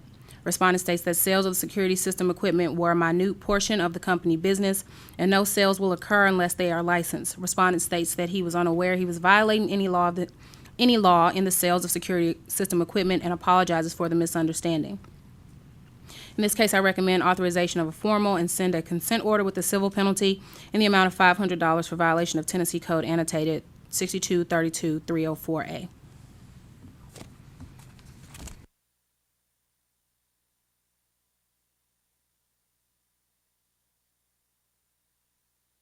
Madam Chairman, I make a motion that we concur with the recommendation of our council. Second. Okay, we have a motion by Mr. Roberts, a second by Mr. Cockcroft to concur with our council's recommendation. All in favor, voice by saying aye. Aye. All opposed? The motion carries. Case number 30, 2015-014-681. This is a consumer complaint alleging incompetence by respondent company in violation of Tennessee Code annotated 6232-319. Complainant alleges that respondent was hired to install a fire alarm system. Complainant alleges that respondent's work demonstrated incompetence and failed to comply with multiple National Electrical Code requirements. Complainant states that another company was hired after respondent refused to correct its errors in order to obtain a functional fire alarm system. Respondent denied any errors or failed inspections by complainant as a result of the respondent's installation. Respondent also stated that complainant was granted a certificate of occupancy on June 1st, 2015 by the State of Tennessee Fire Marshal after respondent completed the installation of the fire alarm system. Upon investigation, statements of 2 witnesses indicated many deficiencies in the installation of the fire alarm system. Additionally, the investigative report contained photographic evidence which demonstrated substandard work by respondent. The investigative exhibits evidence attempts by complainant's attorney to resolve the discrepancies prior to filing the instant complaint. Finally, the investigative report showed an email regarding complainant's failed fire alarm inspection and a work order completed after work by respondent's initial install, provided by complainant in an attempt to prove that respondent's work was insufficient. In this case, I recommend authorize a formal and send a consent order with a civil penalty in the amount of $1,000 for violation of Tennessee Code annotated 6232-319.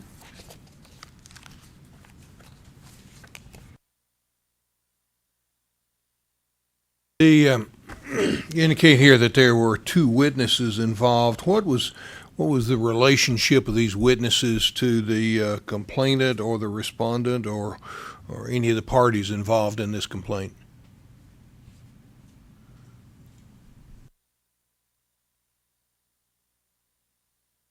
I will say that the statement of one witness is on the letterhead of the complainant.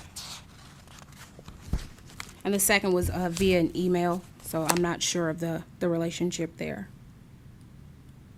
And the state investigators conducted an investigation into this. That's who the investigation was conducted? Yes. Okay. Mhm. But the complainant did provide proof that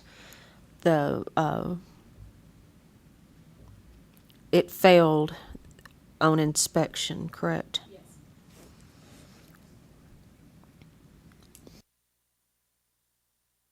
Madam Chairman, I make a motion we concur with the recommendation of council.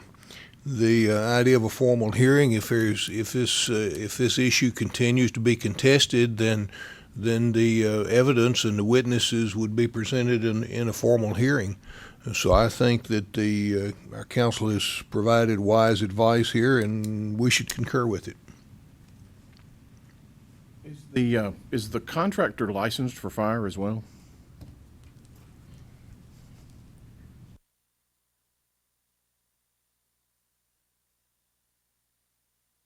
You're referring to the respondent? Right. Okay.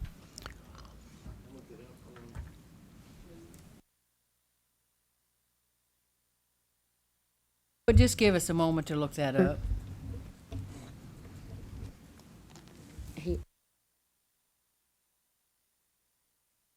Question, I'm disappointed that hadn't been checked before.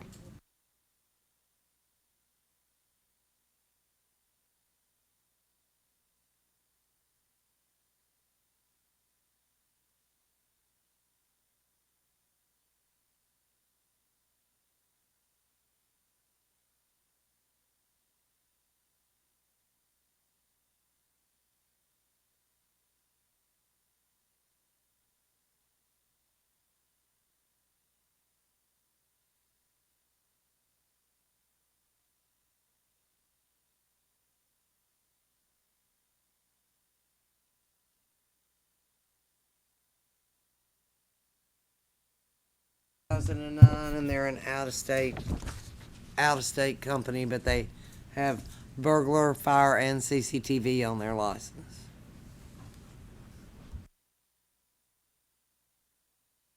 Okay, we have a motion by Mr. Roberts to concur with council's recommendation. Do we have a second? Second. And a second by Mr. Cockcroft. All in favor, voice by saying aye. Aye. All opposed? The motion carries. Case number 31. You ready, Beth? 2015-017301 and 2015-017302. This is a consumer complaint alleging misconduct by the respondent. Complainant alleged that after purchasing an alarm system in 2009, she contacted the monitoring company in 2010 in order to change her payment details. Complainant states that she informed the monitoring company that she had no landline connected to the alarm system. Complainant states that she requested a reduced rate in 2014, which was effected in December 2014. Complainant states that after her alarm was set off, she spoke with an employee who informed her that her system could not be monitored via her cell phone without an upgrade to her system. As a result, complainant states she requested to cancel her monitoring and stopped payments when her request was denied. In response to the complaint, Respondent 1 stated that it acquired complainant's account in April of 2014.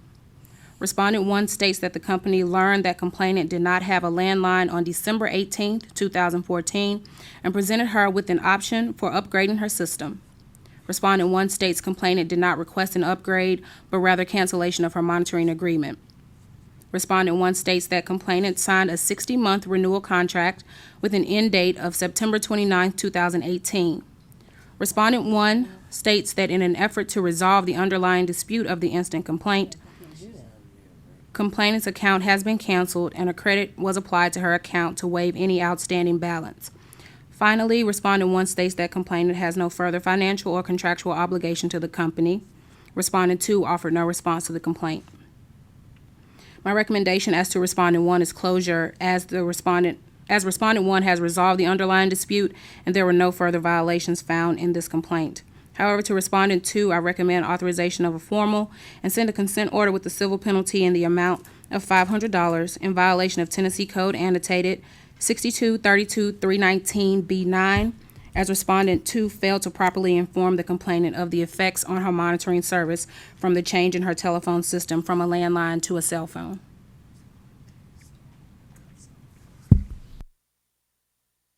Okay, what is Respondent 1? Sorry. What is Respondent 1? What kind of company is that? Is it? Okay, and They acquired the account from We Respondent acquired the 2. whole company of Respondent 2. they what now? They acquired Respondent 2, all their accounts. Respondent 2 still have a license, but they're no longer in business. Sold all their accounts to Respondent 1, which is how this probably, But when the consumer wanted to upgrade, wanted to be able to look at it on their phone, do a home control, home automation, Respondent 2, who purchased Respondent 1, told them they needed to upgrade their system in order to do that. Respondent 1 would purchase Opposite. Respondent 2. Respondent Other way 1 bought out Respondent 2. Okay, but they sold Respondent them. 2 had this person under contract and had sold him this system and was monitoring it when all their accounts and all their business was sold to Respondent 1. So when she called Respondent 1 because they had taken over all the accounts of Respondent 2. But they give her the good information. They told her she needed to upgrade her equipment if she wanted home automation. Well, and I don't see anything about home automation, but it could be whether it's an analog cell or a 3G cell or 2G cell, or sounds like she had cell.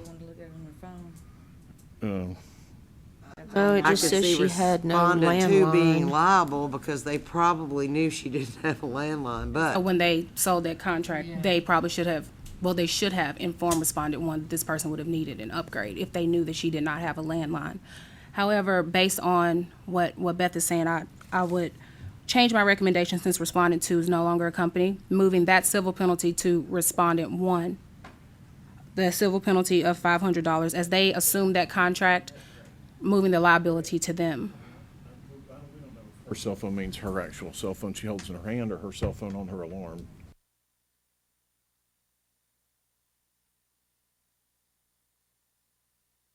Sorry, I took that to mean that was the cell phone attached to the alarm was no longer, either it was a 2G or an analog cell or something that would no longer function.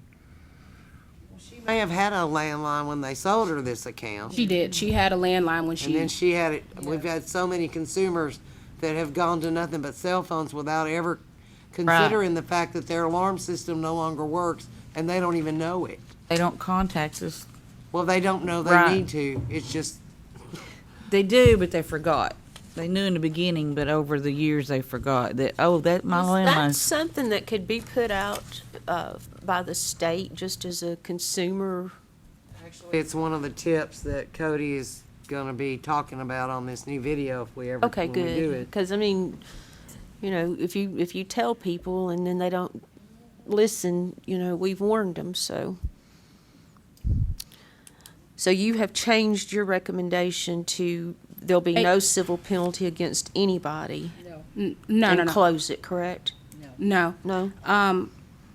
As respondent two is no longer a company, I'm going to recommend closure for that and moving the liability that I listed as respondent two to respondent one, as they own the contract and the company. When they assume the contract,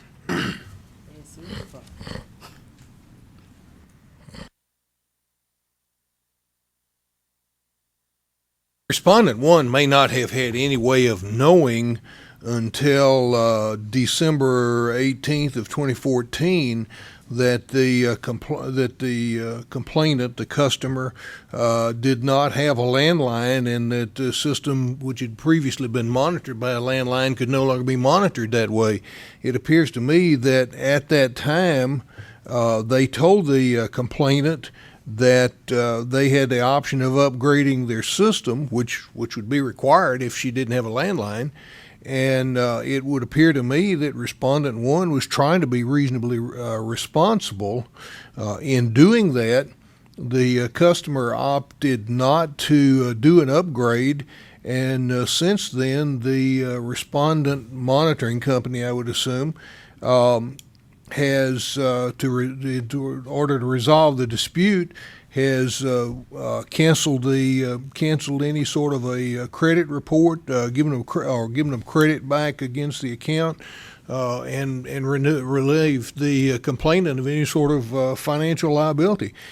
I find no fault with either of the respondents, number one or number two. I'd hardly refer to respondent number two, as maybe we should refer to them as non-respondent number two. But in either case, I don't see that these companies. It looked like the primary respondent tried to respond to the customer's complaint in a reasonable fashion, and the customer elected not to upgrade their system. I'll second that. I think you're doing the right thing. both respondents. Close against Okay. both? Yeah. Okay. To make that clear, I feel that I'll make a motion that we close the complaint against either of the two respondents. Against respondent one and two. And this was a motion by Mr. Robertson, a second by Ms. Jones to close this entire matter. All in favor, voice by saying aye. Aye. All opposed? The motion carries. We gotta wait on them. Already moved on. So those were the new cases. I do have two for represent for you. The first is 2014-028-281. This complaint alleged that respondent failed to register alarm employees within 30 days from the employment date in violation of Tennessee Code annotated 6232-312. The board received an anonymous complaint which listed 4 employees that were working for the respondent company without having valid registration. An investigation was completed, and the following 7 employees of the responding company were found to be working without having valid registrations. The responding company states that all of their techs start out doing phone cables, data intercoms, and programs into alarm pre-wires, and most techs work with their electrical division. The responding company states they are a small company and during the course of activities have failed to have their employees registered in a timely manner. The responding company states that this was an oversight on their part, and they apologized for the mistake and states it will be a priority in the future.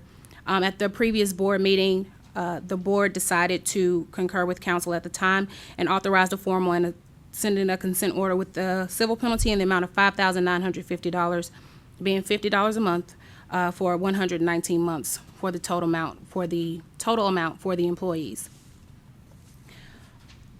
Upon sending the consent order, the respondent submitted a response to the proposed consent order.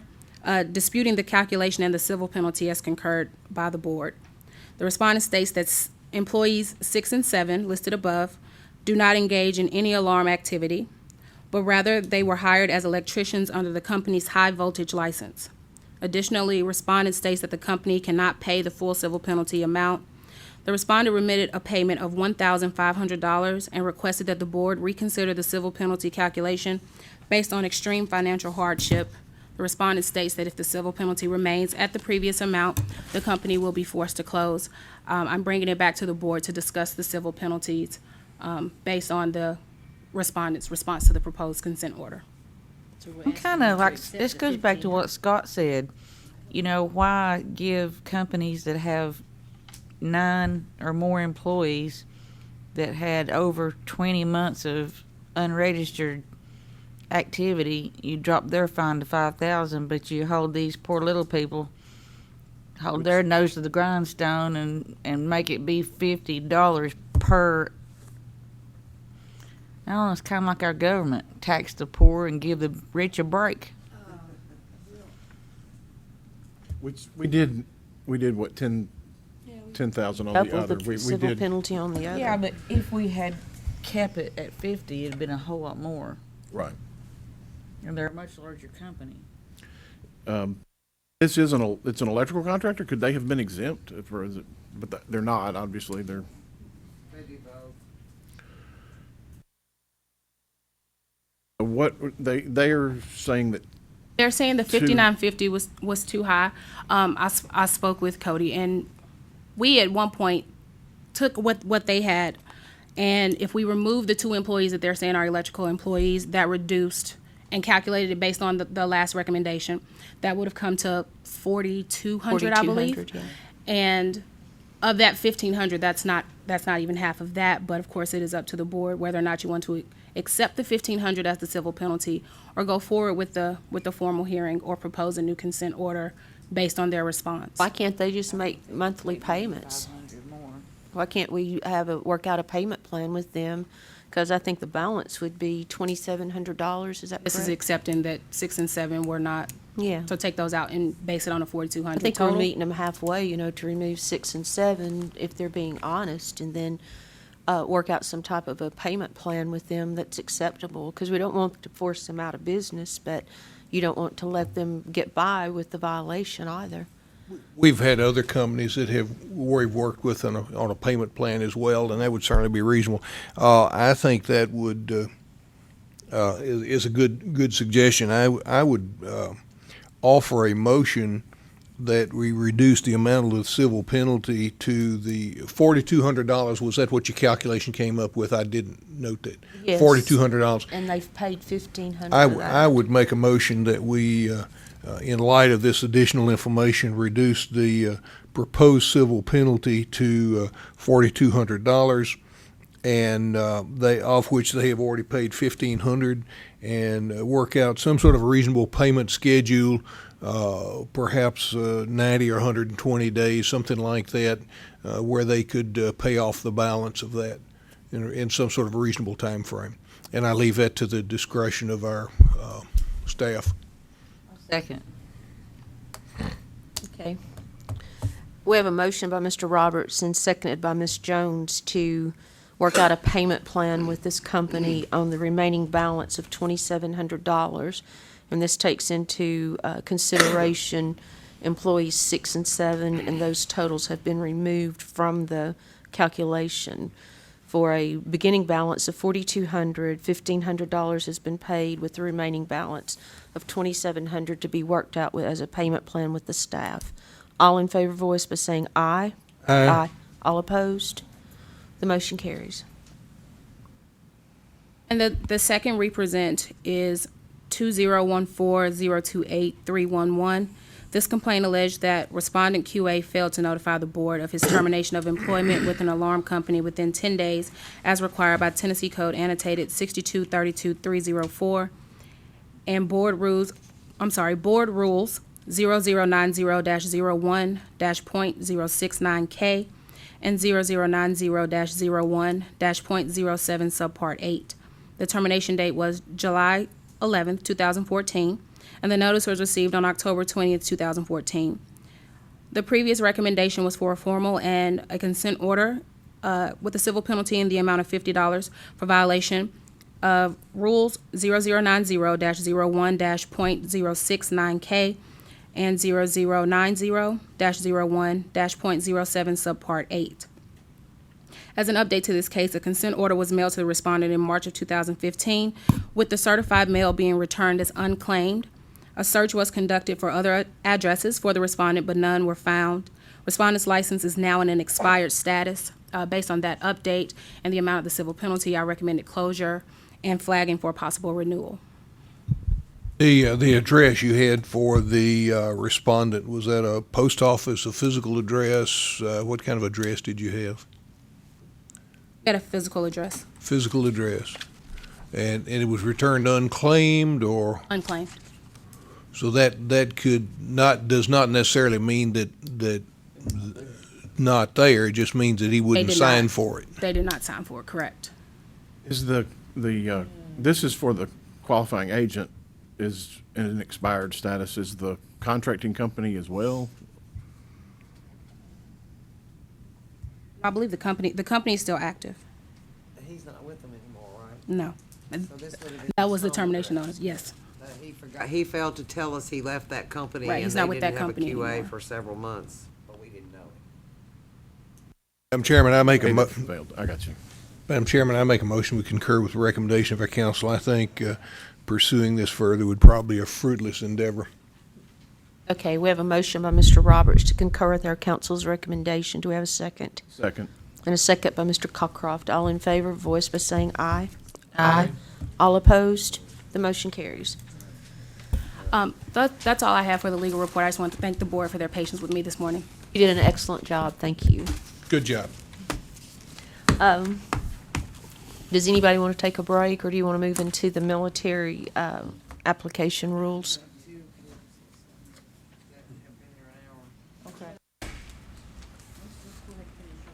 Okay, we're going to move forward with the military.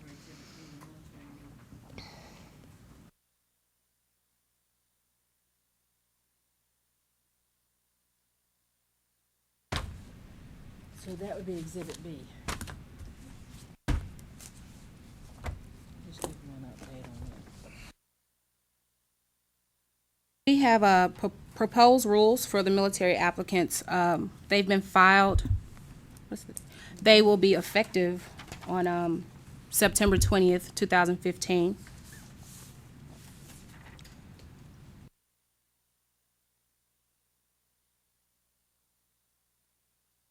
Mm-hmm.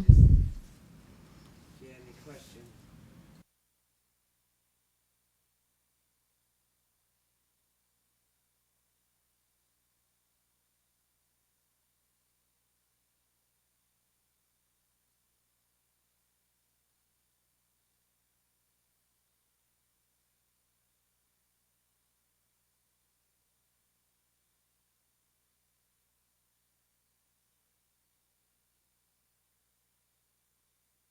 I'll have a chance to review them when I emailed them out. Again, they become effective by the board at a meeting in 2014, and they were filed without the need for a rulemaking hearing, so.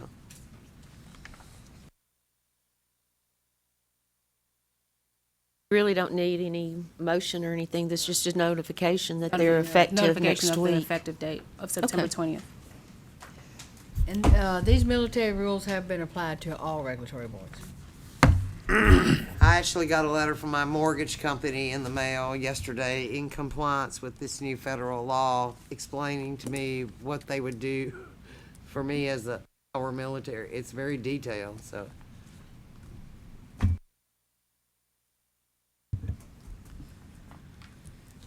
All right. Madam Chair, since we do have our guest in the audience and our appearances, I'd like to skip over the administrative report that is mine if our Sure, that'd be okay. Go ahead and attorney pull 'em.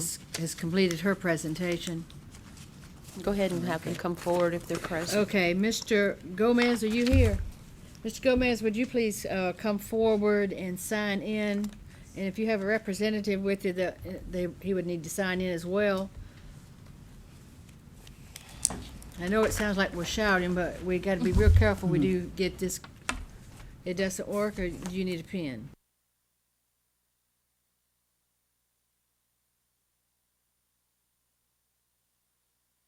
Then you can have sir, after you sign in, you can have a seat there, but we would like for Mr. Gomez to stand there, if you would, podium and speak into the microphone. You need to give them just a few minutes to review. Exhibit G. It's G. Get to G.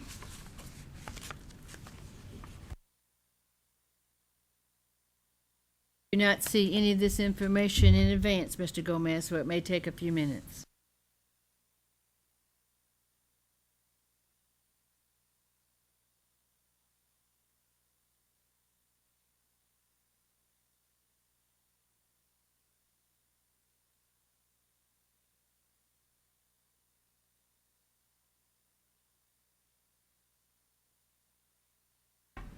You have to go now.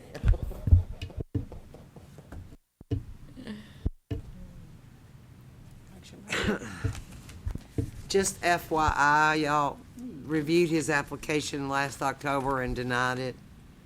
And when he reapplied, since y'all had previously denied it, we asked him to appear.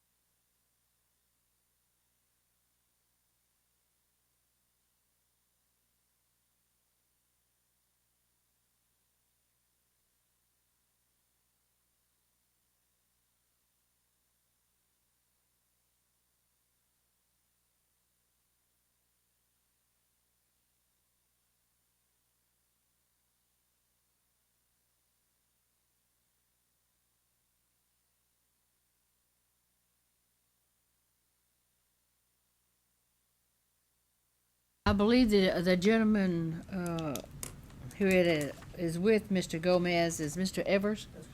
He's the qualifying agent of the Utah office, the Utah branch. So they flew in, I take it this morning, or? Yes, sir. Whatever. Oh, okay.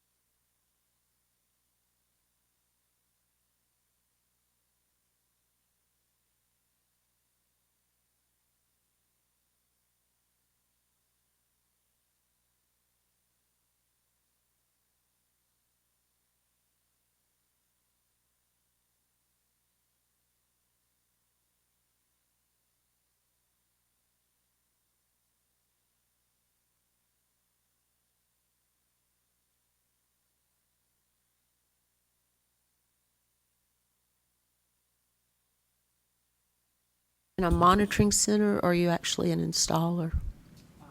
I'm actually considered Sir, a you sales need rep.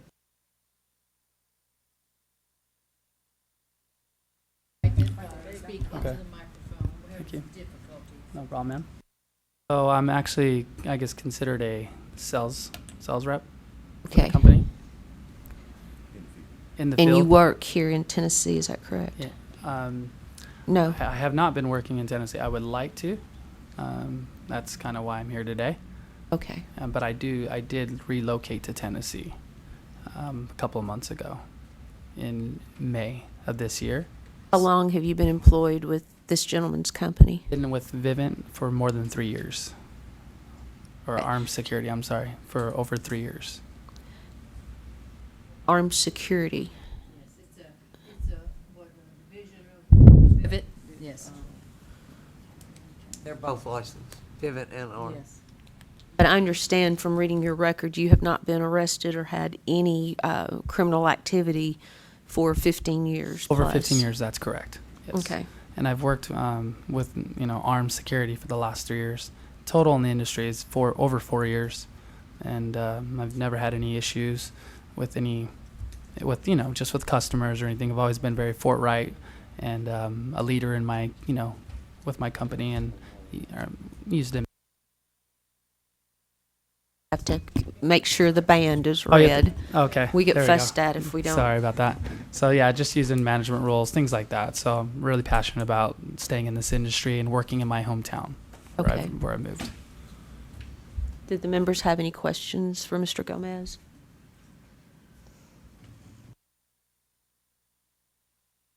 I don't remember your name. My name's Larry Evers. And you are the qualifying agent? Yes, ma'am. And you're here to recommend that Mr. Gomez receive his registered employee from this board, correct? Can you give us a statement as to why you feel that way? It's been a long time since his indiscretions. He's demonstrated leadership in our company. Seems like even second chances. Okay. No disciplinary problems with him while he's been employed with Vivid, correct? Okay.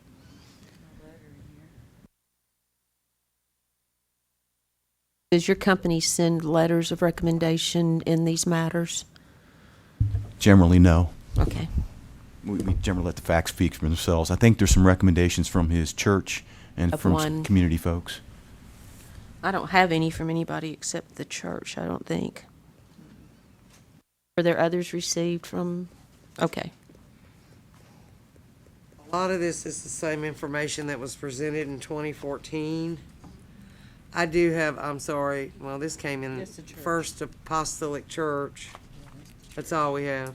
That's in here. That's, Yeah, that was the last document, I believe. And the only reason we asked him to come in is because the board had previously denied him based on.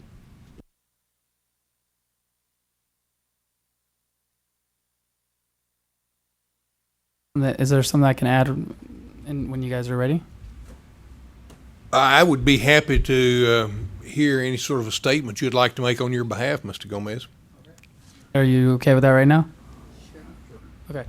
So basically, me and my wife, and I have 2 kids, 5-year-old and 7-year-old. They just had their birthdays. So we sold our house in Salt Lake City, Utah. We worked out here last year under, applying through my company and getting a temp license. At the end of my summer program out here last year, I got a letter saying, you guys, you got denied your license. So just even last year, I sold an alarm to a pastor out here. That pastor is a pretty large church, Pastor Donald Lance, and been going to that church during that summer last year. And just through my faith, I felt like moving out here was a good choice from our family, and being kind of used in our church. We knew a lot of different pastors throughout the country, and if you read my letter from my current pastor in Salt Lake City, Utah, that I've been used in the ministry and things like that. So that's my real passion. But that's why I moved out here, was strictly because of the church and wanting to, better, just a good situation for my family. But I feel like just with me being, a local resident, in Tennessee, and needing to support my family and been very successful in this industry, I would, request that you guys approve my license. I'm very, a different person, different man than 15 years ago, and I always try to really make sure that I'm just always, following rules or being super honest and being professional and making sure my customers have a good experience getting a system through our company, and always making sure to just give excellent customer service. So that's my passion. So. Your wife in the industry also? No, she's not. Okay. She's a stay-at-home mom. So Okay. She didn't make application and was denied, only you? only me. Yep. Okay. Oh, and sorry, the one thing I wanted to add, I do have several licenses in different states like this. I've been having to work in Texas because I have not been able to work out here. and we just bought a home.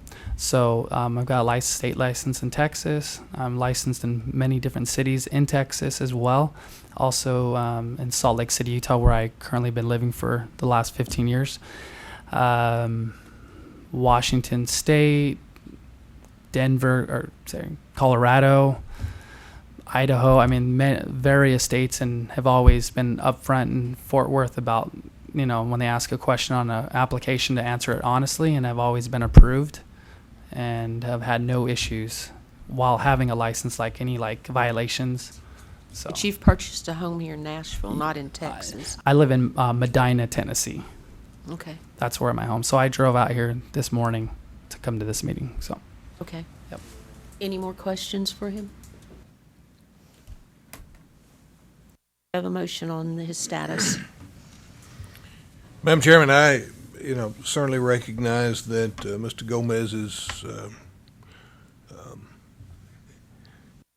problems were some 15 years ago. I feel like the letter of recommendation from his church, the recommendation of his qualified agent, and Mr. Gomez's appearance has all been favorable in my opinion. I would therefore make a motion that we grant Mr. Gomez's license as registered employee. Okay, we have a motion by Mr. Roberts. Do we have a second? Second. And a second by Mr. Cockcroft. All in favor, voice by saying aye. All opposed? Motion carries. Congratulations. thank you guys very much. Thank you for coming. I appreciate it. I know it was a little bit of an inconvenience, but it helps us when we've got someone from within the company that's willing to make a favorable recommendation. Thank you. Congratulations.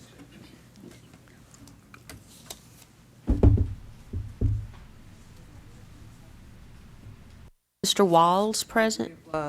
It's open, so we can just, Mr. Gomez, you'll be hearing. actually, when we approve it, it'll go to Utah, to the company, but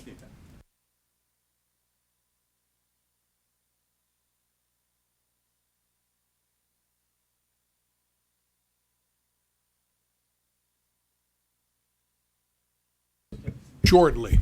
No, sir. Let me explain. We have rolled over to a new database. The entire regulatory boards have rolled over to the new database. And when you do that, sometime we have that, but I'm not going to be able to tell you. You can get it next week. It'll be coming. But I just Soon. don't know when. Yep, soon. we'll do it all set.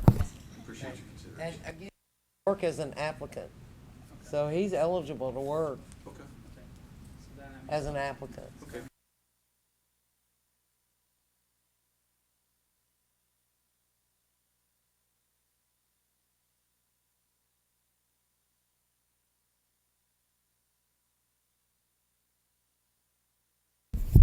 Okay, the next, I believe, Mr. Walls, are you here? Would you come in, oh, thank you. Would you come in, and come up and sign in, and the gentleman with you, I take it your qualifying agent? Yes, ma'am. Would you sign in, please, too? And what is your name, sir? You have Spears? Mr. Spears, all right. ARS. Yes, ma'am.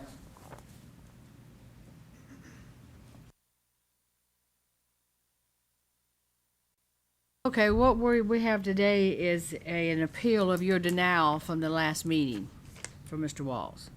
So, Mr. Walls, please give them, like I previously stated, a few minutes to look over what they.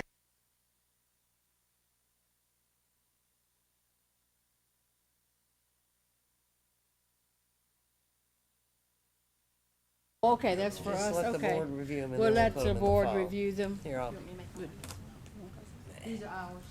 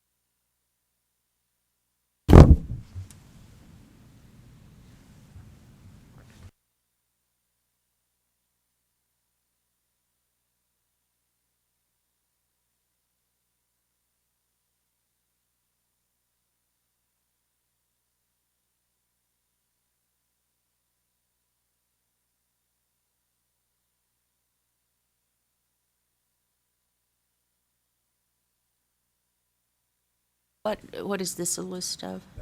Referral list of customers he performed service with me during his tenure, and those are positive recommendations.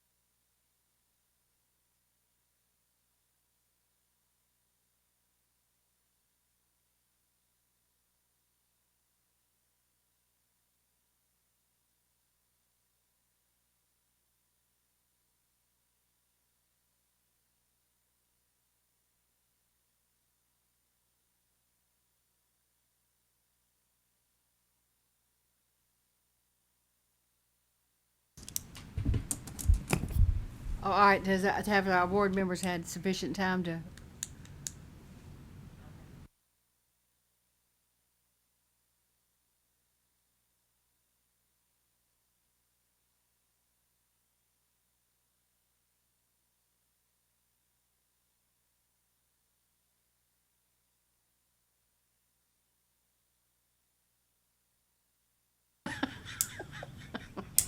Some people have lengthy records. A lot of reading to do.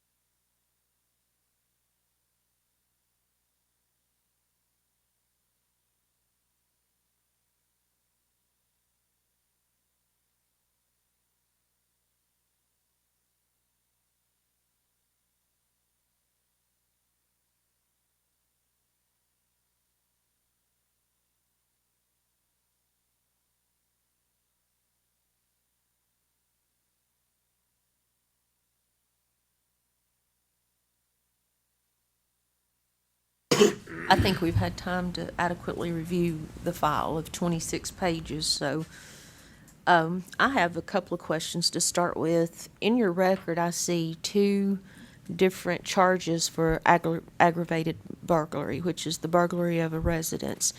What was the disposition on these charges? I ended up going to trial on those, and they ended up dropping that because I didn't have anything to do with the burglaries. What happened was basically is that I was getting merchant property, and it turned out to be stolen. So my name got brought up in it. We went to trial. They dropped the burglary charges, and they ended up charging me with facilitation, which is saying basically that I had So you received stole. merchandise and that I profited from the merchandise. And that was a felony conviction because of the amount of property you received, correct? Well, I guess I'm not. 1,000 I'm to not. 10,000? It was yeah. Okay. Next, there's an armed robbery charge in your record. What is the explanation for that? There's an armed robbery. Mm-hmm. No. Armed robbery.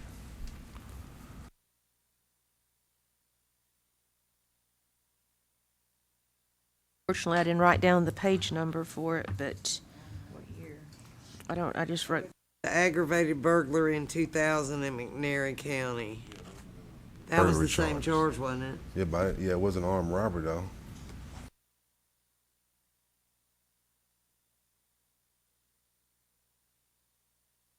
I just basically got caught up in that whole little fiasco through association.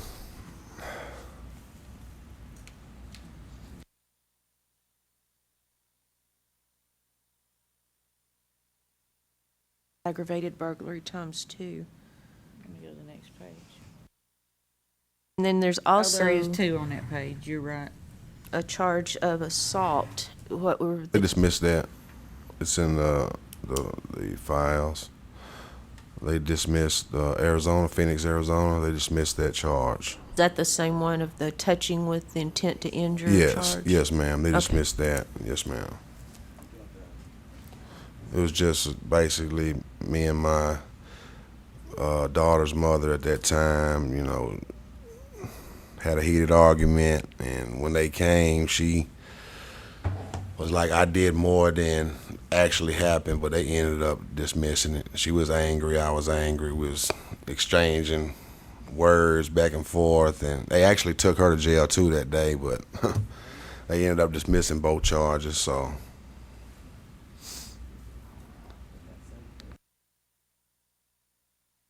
Long time ago.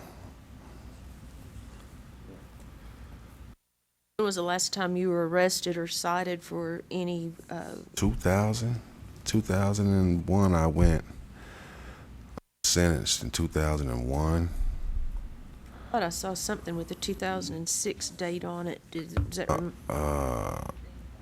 No, 2006 is the date that they dismissed the Phoenix charge. The judge dismissed it in 2006. You have to hold them catty. Last arrest that I show was in 2003 for the probation violation.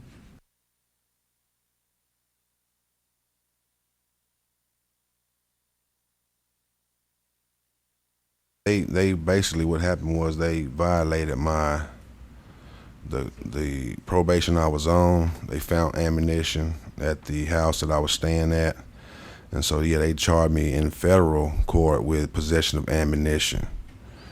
And since I was a felon, because they had the ammunition in the house, they hit me with what's called indirect possession of a firearm, is what they call the charge. Even though there's no firearm, there's ammunition, so they charged me with ammunition, and they sentenced me to 4 years for that, for ammunition.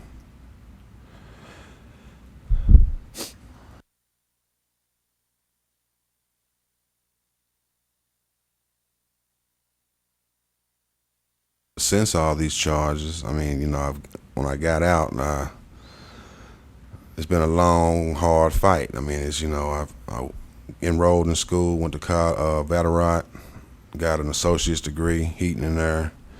I was top of my class. there. There's been thousands of no's and, a handful of yeses. Ready Ice, they gave me the first opportunity, and I did not disappoint them. I worked hard, got promoted twice, from a service tech to a supervisor, from a supervisor to a field equipment service manager. That was under Leonard Wentworth and George McQuarrie. And then that company, they started having some restructuring and stuff, so some things, happened there. And I ended up working for Johnson & Johnson medical logistics in Memphis, Tennessee, which they also require a very stringent background check. They go through a lot of stuff because you're working in a warehouse that has that deals with medical stuff for people. So I had to go through all of that. And actually, Adrienne Nason, which she was my supervisor there, she wasn't able to get me a letter, but she did say that, if her phone number would do any good, I could, pass that along, and that she would be happy to ask any questions. And then shortly after that, my wife, she works for Mr. Spears, and so I got an opportunity to meet him and thought that this might be a good field because I have dealt with people for the past 5 years, with Ready Ice, people, businesses, and I've done well. I mean, I haven't had I haven't backslid. I haven't had any trouble. I just bought a house a couple years ago in Bartlett, Tennessee. I have custody of my son. He's 14. So I can't deny what I did, in the past, but I know what the lesson it taught me there, like going to prison and having to fight to try to regain, who I am, because that doesn't define who I am. I just, I made poor choices, and rightfully so. I was punished, and Mr. Spears gave me an opportunity, and like I told him, if you give me an opportunity, and in 3 years I'll be, one of the best techs you've ever had, and and I plan on fulfilling that if possible, So like I say, it's been 1,000 no's and a handful of yeses, but the handful of yeses, they've all been very happy with my performance. I haven't had any, troubles with those jobs as far as any write-ups or any incidents. I'm always on time. I'm always one of the last ones to come in, during the day. I stay out late. I work. I'm just trying to do what I need to do to take care of my family. So how long has he worked for your company, Mr. Spears? Since May. And in what capacity is he now? Service technician. We're a high-volume service company. An average day is 4 calls, average. Most of the time it's 4 to 6, depending, with him being a newbie, it's probably about 4. That's where you see the list that I gave you. Those are people that he's done service in their home, and they gave him a high grade for performing what he does. Since his tenure with me, he's displayed nothing but professionalism. I micromanage all my guys, so I'm in contact with them pretty much in between jobs, at jobs, to know what's going on, because we are a high-volume company. And I would put my reputation at stake for what I've seen. I don't know anything. I wasn't there when it's past happened, but since he's been with me, I'll stand behind him. So he's been doing these service calls on his own, is that what you're saying? Yes, ma'am.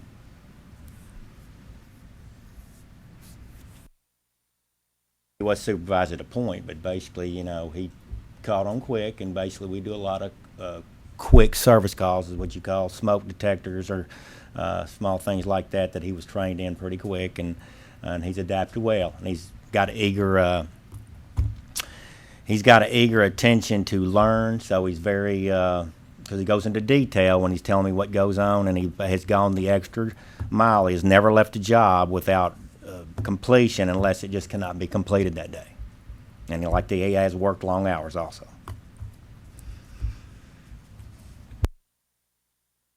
I did find, I asked you about the armed robbery. It does show up in your record from McNairy County in 11/30 of 2000. So it is actually listed in your criminal history. That's the one that was reduced to Reduced, wasn't facilitation.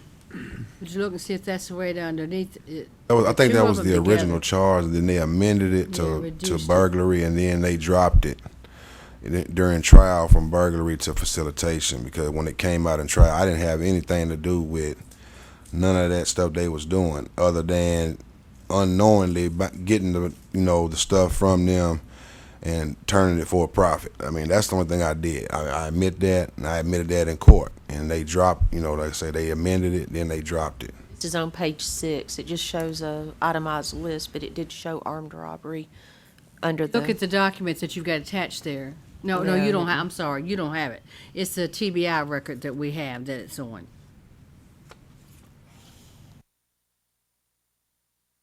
Is this something that staff does? Yes, that's what that's we just do, kind of a to summary help of all you, of it? give you an Okay. idea of what it The is. synopsis Yes. of the And it's showing charges. charges, but not necessarily, Disposition. right. Convictions, yes, or yes, That's- disposition. And that's what you're saying on those. That was reduced. It was part of the,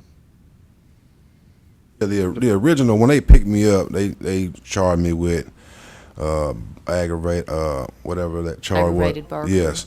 And then whenever they got me down there and, they detectives talked and all that, then they amended it to aggravated burglary, and then I went to trial because I was like, I didn't do that. And so I went to trial, and like I said, during trial, it came out that I didn't have anything to do with that part, that they were doing. I didn't have anything to do with that, so they dropped all of that and charged me with facilitation because I had admitted, that I was getting the merchandise from them, but I didn't know that they was actually robbing people or doing what they was doing. I just thought, he was getting merchandise for a low price, bringing it in, and then I was just, putting my tax on it, trying to make a profit. And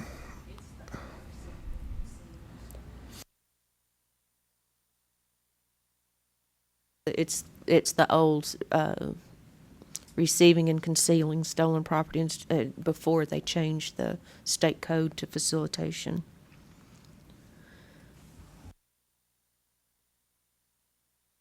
Does the board have any more questions for Mr. Walls or Mr. Spears?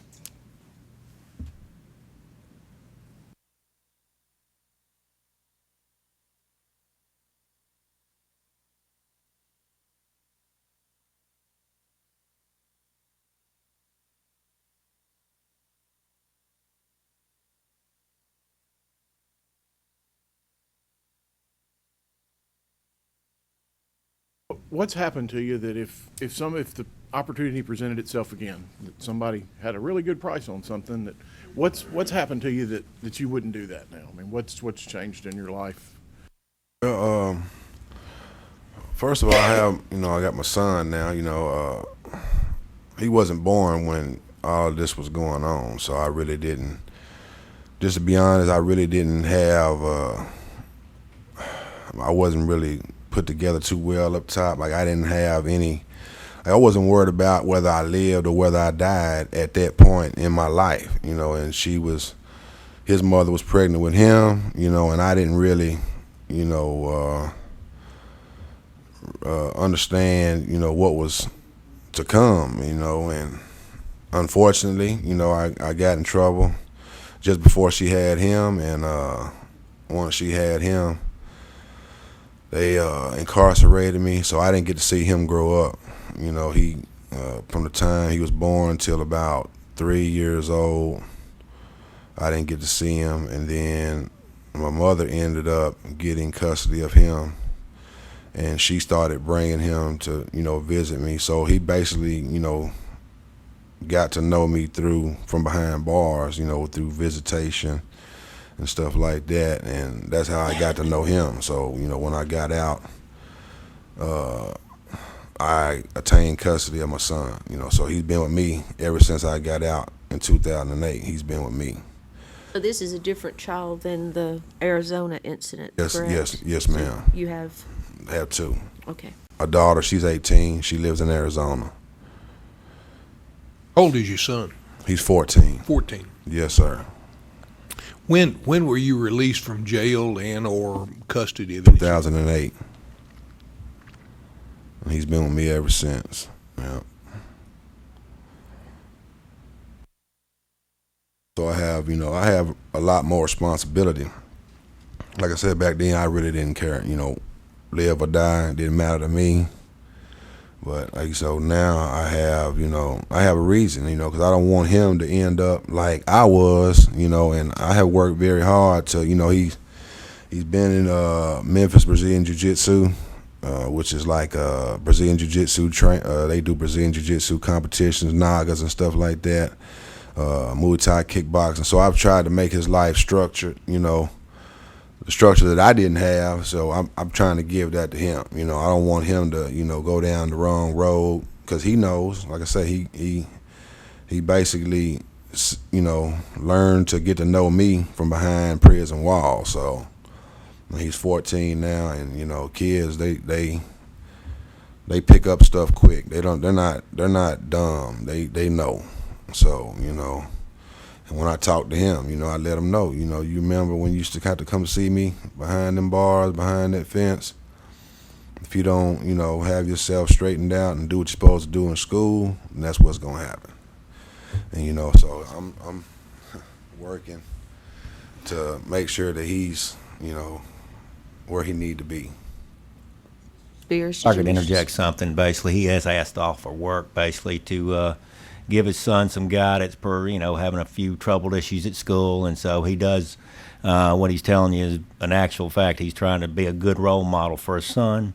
And again, per his employment with me, he showed nothing but professionalism, gets to work on time, stays past when he's supposed to work, because we can't never tell when we're going to be done with a call. We never know what we're running into, but he does have attention to detail, which could make us stay longer. And he's been there. And I've, like I say, you see the list I gave you, those are customers that basically would have him back in their home. And that's a good positive sign. And he's got structure in his life, owns a house, married, child, and lives in Bartlett, which is where my office is. So it's pretty stable environment right now. I don't know anything about his past, but I can only tell you what I've seen since I've known him. So what has he been doing with your company since July the 7th? July the 7th? Yeah. He has been working with a technician, to keep him some money coming in, basically, with another technician. According to the, are you concerned of when there was a denial?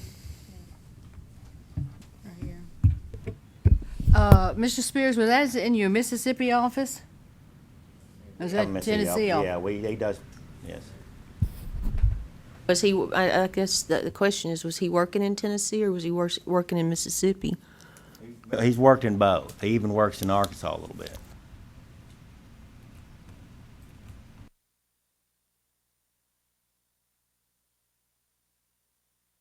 Mr. Walls, tell me, you live in Bartlett. Yes, sir.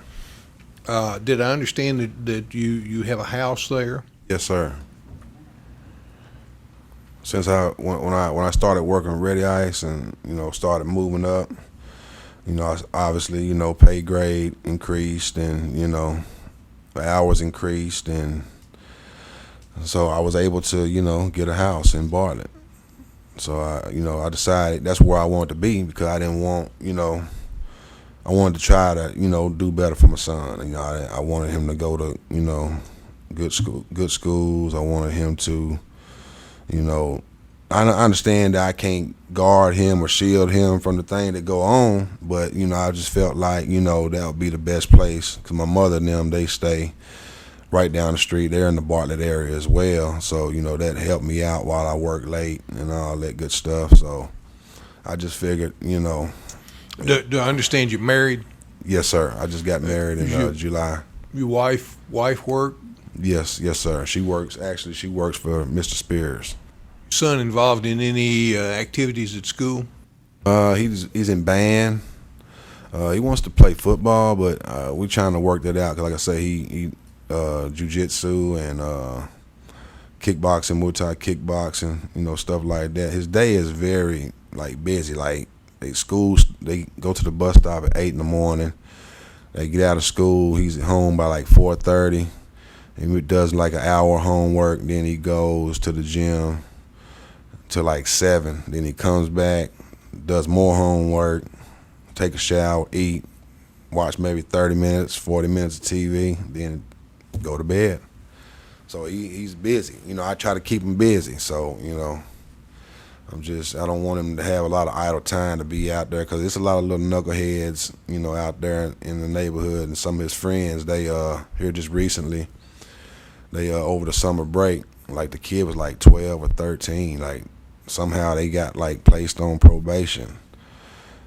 So obviously that's telling me that, his friends' parents, aren't doing, what they supposed to do. So, and I talked to my son, I let him know, I'm not happy about that. I would prefer that you not, associate yourself with kids like that, but, if you decide, to go behind my back, and associate with them, just know that things happen, wrong place, wrong time. You just as guilty as they are.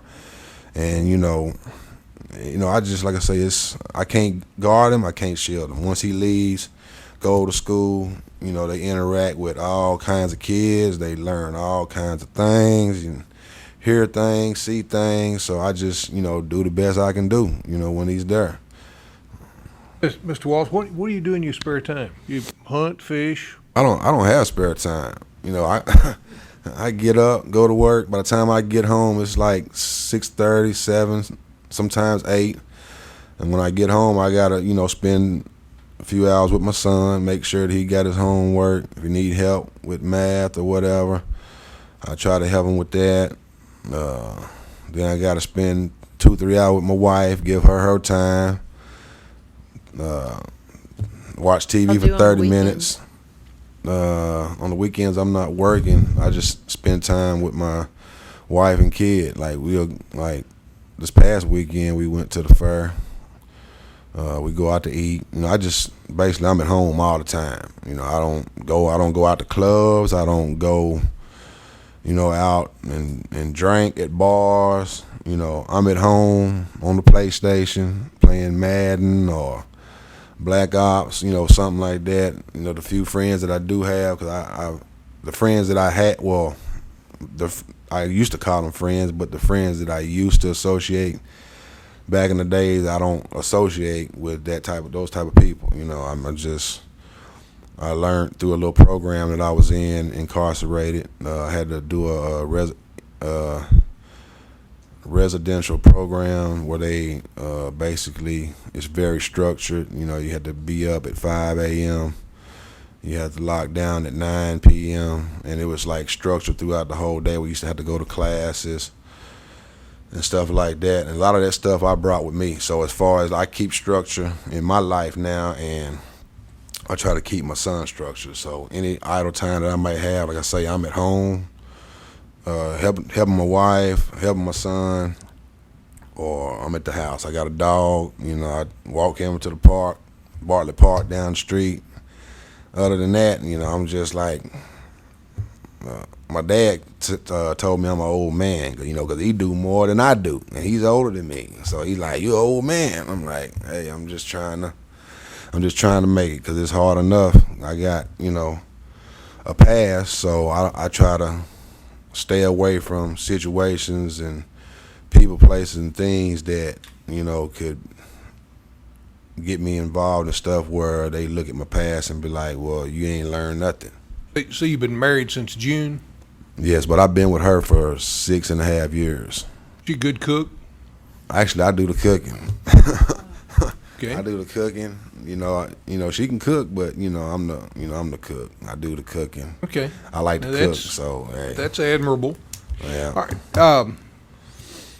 Mr. Walls, I was the one that made the original motion to deny your application. Sir. And looking at the long record that you have of activities that are not at all conducive with being in the alarm industry, that brought great concern. When we see charges of burglary, armed robbery, facilitation, all of those things are just activities that are absolutely against the basics of the alarm industry, burglar alarm industry in particular. Sir. So you can certainly understand why there was a great deal of concern looking at that record and why I made the motion to deny your application. And even yet, I have great concern. That record stays with you the rest of your life. You can't do anything about that. I understand. It has been a number of years since those activities took place. And the reason for some of my questions this morning was to try and perhaps get a little bit of insight into the type of person you are now. Some of the questions certainly appeared unrelated, but on the other hand, they help me to gain some insight into your life situation now.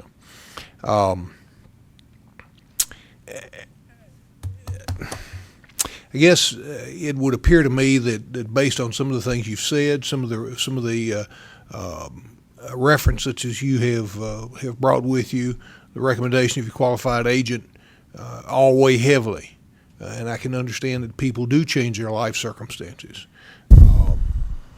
So I guess with that, I would make a motion that we grant Mr. Wall's application as a registered employee. Thank you. We have a motion by Mr. Roberts to grant Mr. Wall's registered employee application. Do we have a second? Second. And a second by Mr. Cockcroft. All in favor, voice by saying aye. Aye. Thank All you. opposed? Congratulations. Thank you so much. Madam Chairman, let me make another comment. Of course, I addressed you somewhat, Mr. Walls, in explaining my circumstances in trying to make a difficult decision. The board here has agreed to give you what amounts to a second chance. You've had some other second chances, and you seem to have done well with some of them. I sincerely hope that you continue to do so with the second chance that you've got here. Want y'all. It's our job to make some difficult decisions sometimes, and quite frankly, with your record, that was a very difficult decision. I hope you understand the situation and take full advantage of the job opportunity and life opportunities that you have before you at this point. Yeah, I know I'm gonna be working some long hours now. Mr. Spears is going to continue to micromanage, correct? I always do. Thank you. Thanks for your time, guys. Thank Appreciate you for it. coming forward. Thank y'all. Thank y'all. Okay. Like I told the previous.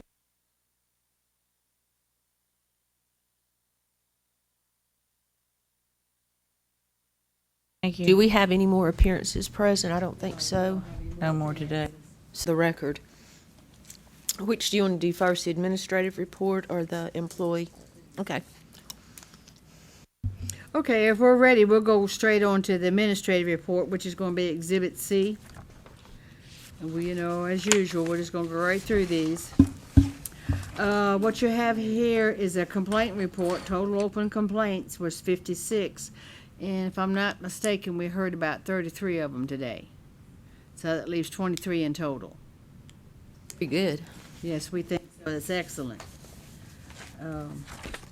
If you don't have any questions about that, I'll just move Well, on. in the future, of course, next year we'll have one extra meeting during the course of the year, so Yes, we'll be meeting every other month. that'll give us the opportunity to dispatch these. Yeah, that's right. I guess it would be 2 more meetings, so they give us an opportunity to dispatch these things in a little more timely fashion. Good. We've done that with our private investigation commission, and I will do my best to try to bring in, if possible, speakers on different areas that may be a lot on our agenda to do with complaints or criminal history. have a representative from the TBI or whatever I can be beneficial to you. And we hope we can get that out to all our licensees because they get continuing education for coming to the meeting. And if we have speakers that might.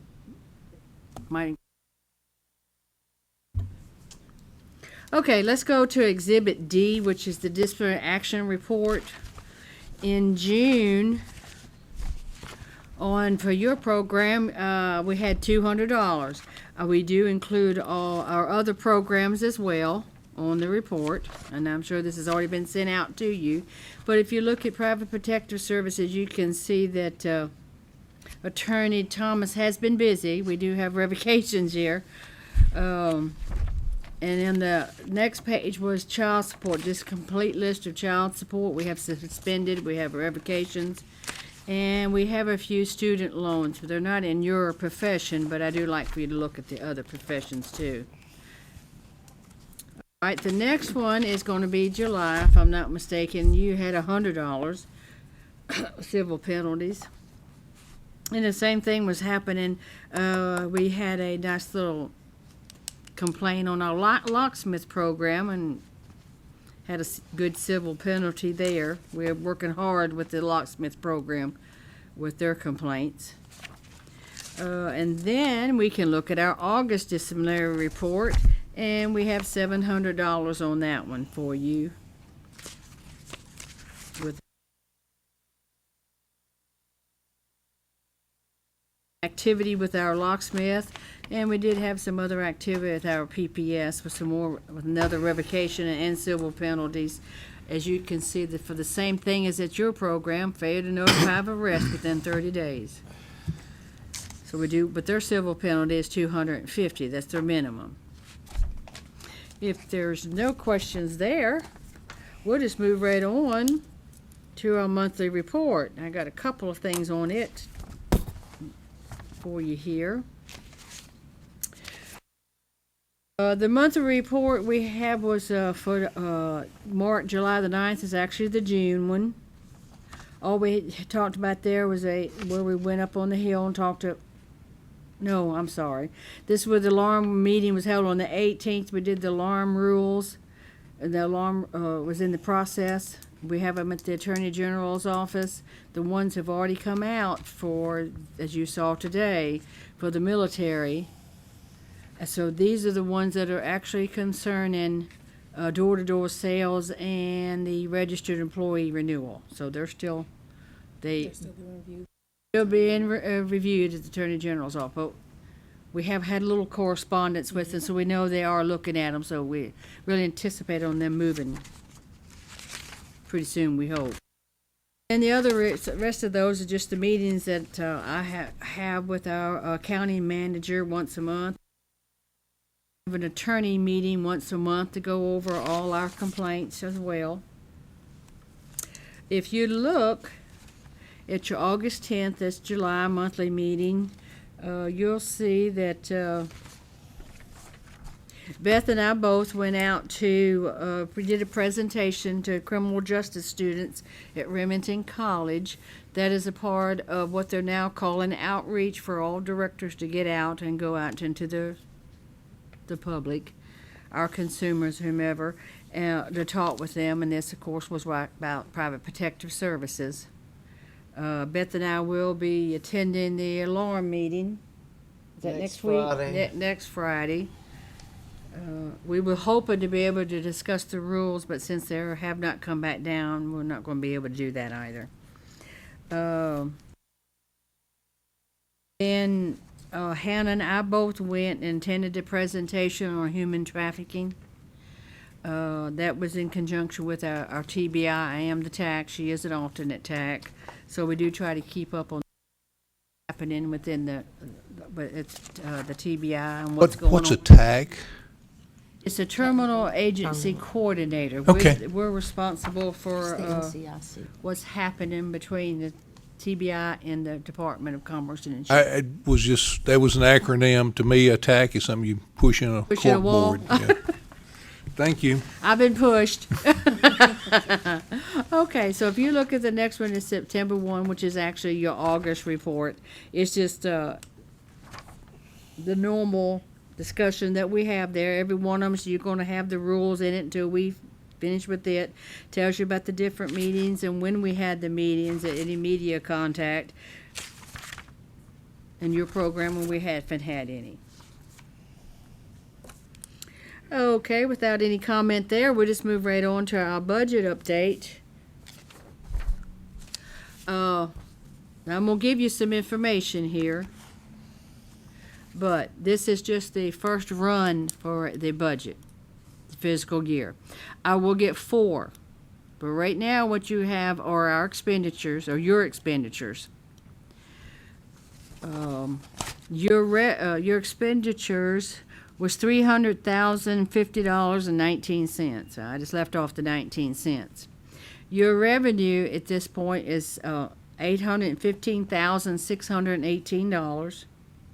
Left a total of $515,368 without any costbacks. I do not know what this year's costbacks are, so I went to last year's budget, took a look at those costbacks, which were $220,000, and that would leave a balance of roughly $295,368. The last year, 13-14, you ended up with a balance of $217,892. So with some additional costbacks in there that I'm anticipating for the computer system, looks like we might be running about the same. So we don't need to be talking about raising any fees or making any type of adjustments. There's no questions on that. I'm lucky I can get to tell you a legislative update. There is not any. So we'll just mark that one right off.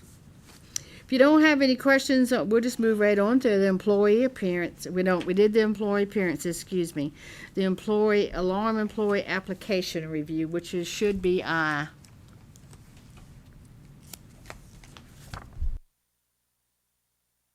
To take a look at his application.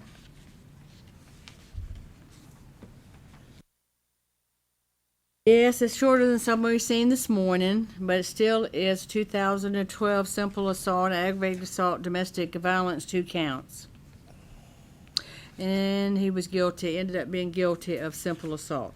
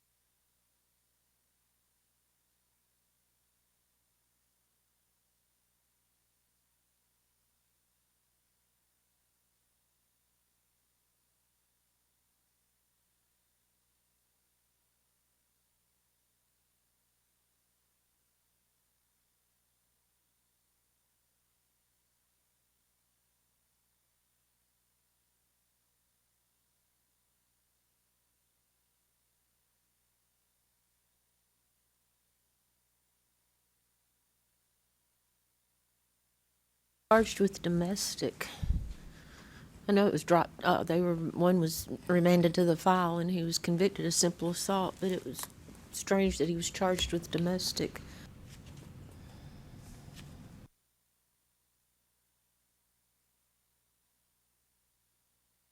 Doesn't say They've anything. got A man in a on rodeo. and this was in Hernando, Mississippi. Mm-hmm. I listed on his TBI, it says simple assault, aggravated assault, domestic violence.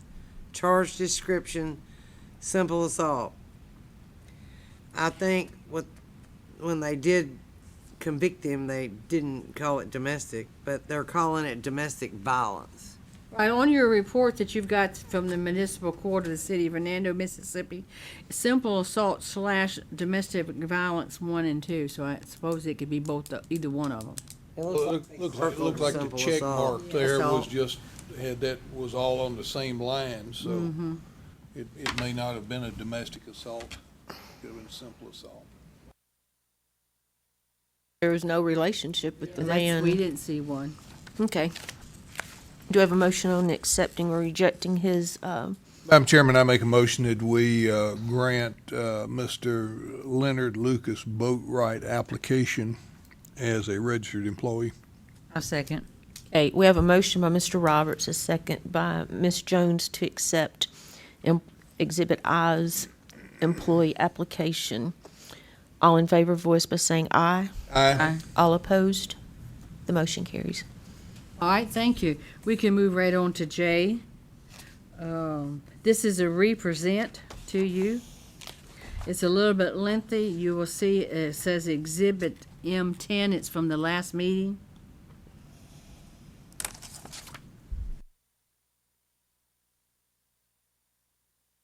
You have a letter from the qualifying agent.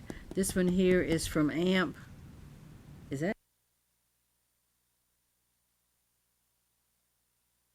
Another company about 2 blocks away in American Fork, Utah.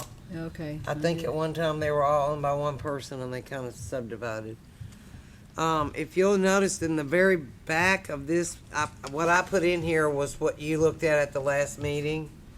And the letter from Mr. Boland that was in the packet is the 3rd page from the back. And you asked for a new letter from the qualifying agent, and you said if it wasn't received, he would be denied. If it was received, then we should bring it back. So page 2 of your exhibit is the new letter. And then the very back of the exhibit is the original letter.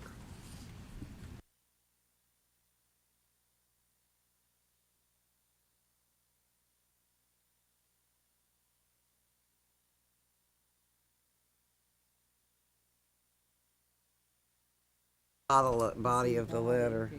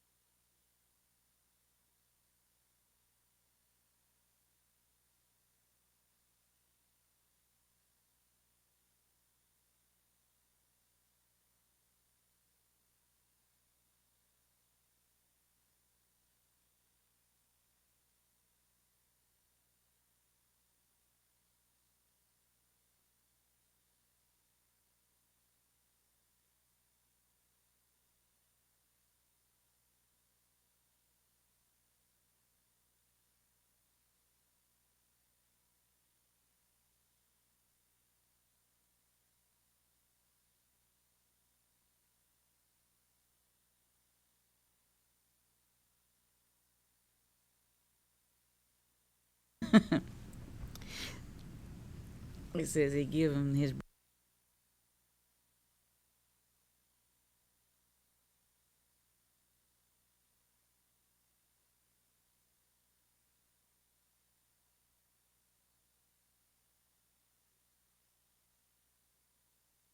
Sales rep who comes in here for this, one of these.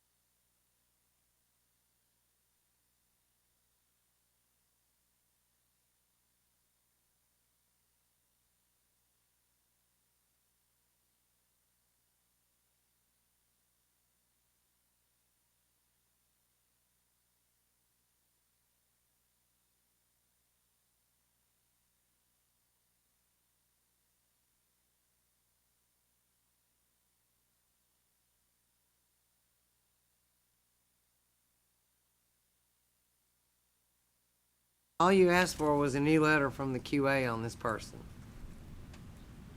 It doesn't really give any Such an recommendations. It says the same thing. It's such an enthusiastic endorsement. How could anybody deny what he said in the letter here? He took the old one and rearranged the words. He just acknowledged it. He added, I strongly support, I think. But, you know, this is an out-of-state company, Karen, that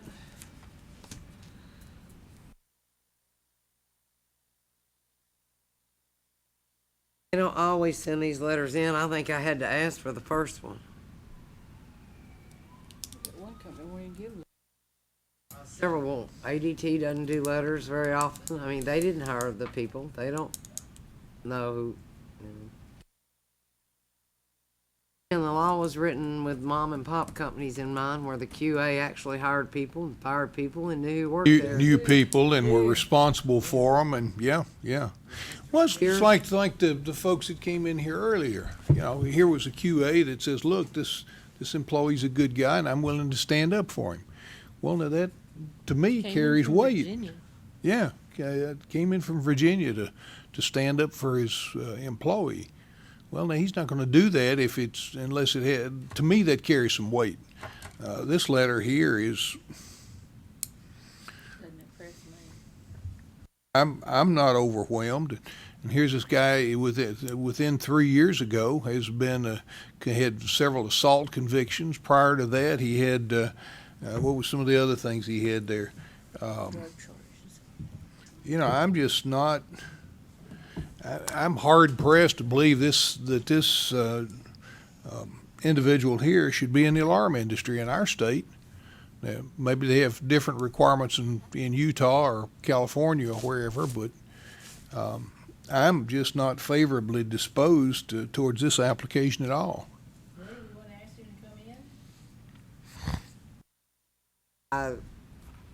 Again, if he's part of their summer sales program, it's probably over. Yeah, but. He might come back next year. Next year's what I'm worried about. We have a motion on the status of this to accept or deny. I make a motion that we do not approve this application. Okay, do we have a second? Based on the same thing you based the denial on last time, which was the recent convictions? Yeah, absolutely. I think the proper motion would be that we deny this application. Based on, Second that.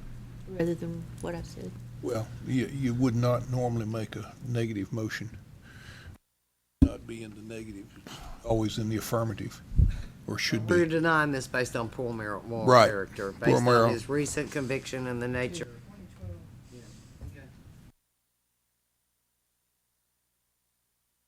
Okay, we have a motion by Mr. Roberts not to grant this employee registration request. Okay, we have a second by Ms. Jones. All in favor, voice by saying aye. Aye. All opposed? Still denied. All right, that does end my portion. Now we'll turn it over, if you like, Madam Chair, to the education report. Go ahead, please. All right, that's gonna be Exhibit K. This time I sent the courses out to everybody to review, except for Vivian. I sent it out to all the qualifying agent licensees. Thank you. Thank you. Didn't save a tree. I was hoping you could look at it online and just make a recommendation, but that's almost impossible to do with some of this information. So I have copies too, see? Yes. But I send them all out to you electronically so I don't have to mail them. I saved the tree. Thank you. Me too, because I didn't even. Oh, Dad had pneumonia and I was Okay. dealing with Mother. I had sent you guys information that Daniel Bales had submitted for his QA renewal. And this was a whole set of courses offered by Hughes and Associates, Next Knowledge, and their Automatic Fire Alarm Association courses. But they're not approved on the NTS list and they're not on our list. It was 17 one-hour courses. His license expired August 31st, and he wanted to use this for renewal. These all appear applicable to the alarm industry. They don't look a whole lot different than the stuff we do have on our list. It's just that it's not on our list. Why would somebody take courses that are not on the list? A lot of these people are licensed in other states, and they take it, and they're approved to meet their NICET renewal or their NTS renewal, and we don't accept them, so I usually tell them, go ahead and send them in, and I'll get the board to look at them. There's no sense taking 60 more hours when So this that's is the case with him, he's applicable. out of town. Yeah. Okay.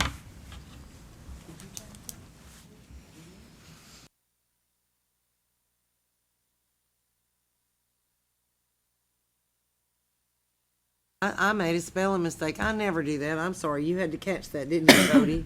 Which one was this? Supervisory is not spelled correctly. I was in a hurry. She never uses spell check. No, that's probably some word in another language. Some people are so hyper intelligent that it's unnecessary. So I made a mistake. I'll be the first to admit it. I've made 2 today already. I didn't see a problem with these other than the fact that they weren't on our list since they were Automatic Fire Alarm Association courses. Do you want to make a recommendation and then at the end just make one motion? I know I reviewed the course certificates that Mr. Bale submitted, and I felt like that they were all appropriate for continuing education. We'd like to make a motion I can make a motion to that effect. That's fine. Okay, I'll make a motion that the course completion certificates that Mr. Bales submitted showing his continuing education, those that we reviewed were appropriate and would be considered for, did he come up with the required number of hours? He's got 17, he only Okay. needed 16. Okay, then I would I make a motion, we consider the coursework that he's done as satisfactory for his continuing education requirements. Put on these separate or, Well, if he made a motion, I guess, what I would suggest we do is take the 2 QAs that Wait. submitted independent stuff Would- separately, and then the rest of the courses will just. That's what we need to do, really. There's no second, so we move on. I'm gonna second Ken's motion. Died for lack of a second.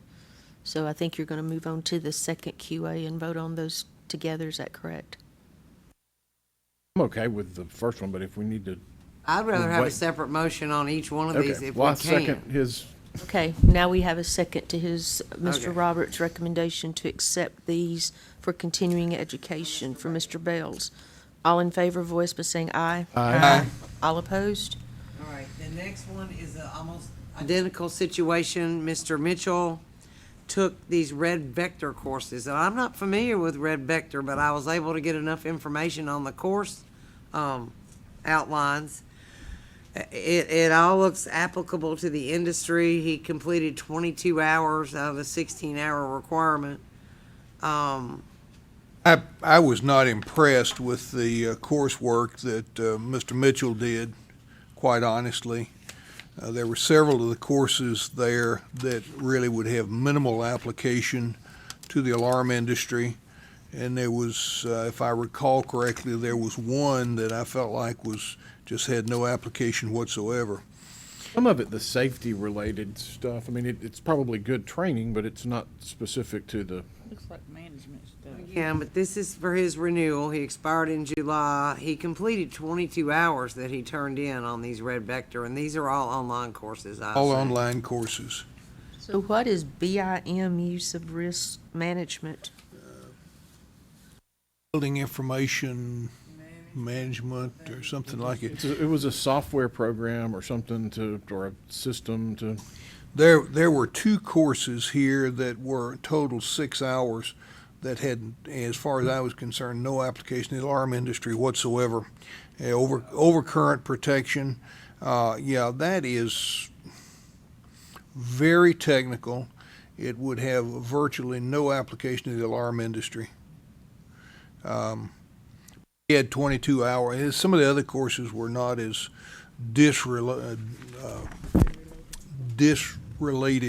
unrelated to the alarm industry. There were a couple of them there, the basic electricity 1, basic electricity 2, were really kind of marginal. Those are very elementary courses for a qualified agent for continuing education. If he's using that for continuing education and didn't know it in the first place, then we really ought to question his credentials. Well, again, he's out of state, and I'm sure I he used understand. these to renew. The overcurrent elsewhere. the two overcurrent protection courses have no relation to the alarm industry whatsoever. They total 6 hours. If he had 22, that would still leave him 16.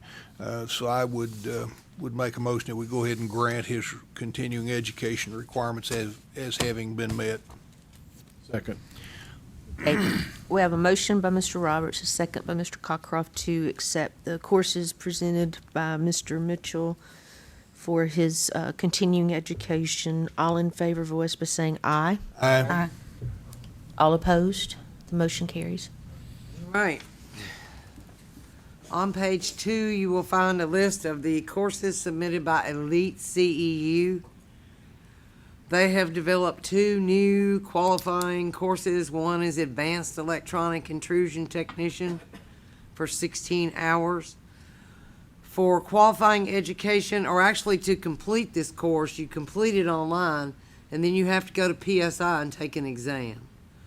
These are very similar to what NTS has gone to with their certification courses, where you can take them online, and then you have to go take an exam at PSI. Elite, we approved their CCTV course and their burglar alarm course. It took us about 1.5 years to approve their burglar alarm course. They had to come in here several times. And at that time, the board's idea was if anybody's taking it online, their dog could be taking it, and how do you prove it's them? And they've remedied that by requiring this exam in person with an ID. For consideration, these are considered for employee training, qualifying education, and burglar, and continuing education in the amount of 16 hours. And I will tell you this, several of the NTS instructors are now actually helping these people write these courses. I've talked to a couple of the NTS instructors that are here in Tennessee who have actually been writing some of the course materials. I believe it's really similar to the NTS courses.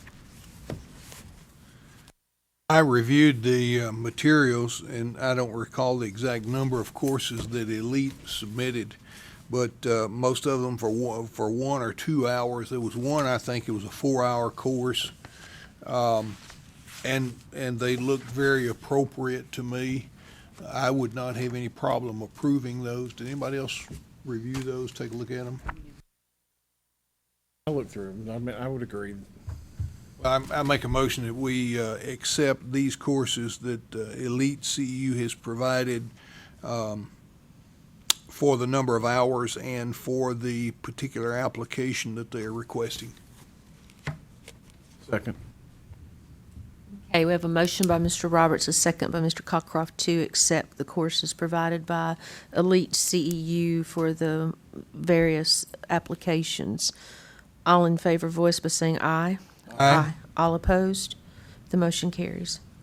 The next thing on our list was a new course submitted by a new organization. They're called the Global Security Training Initiative. You're familiar with Security 101 or Security CEU, which is the Seymour Group. This is an outreach of the Seymour, which is predominantly online continuing education. We've got probably almost 60 courses on our approved course list. But they have put together an alarm technician level 1, and they sent the information on how they proctor the exam at the end. Is that under K? It's on page 3. Page 3.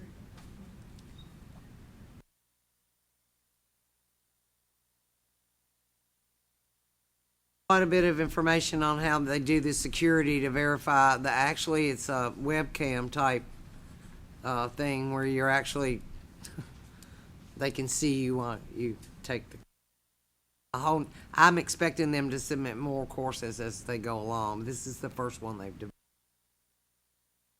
Take an exam with somebody like that looking at you. I knew you'd find that interesting.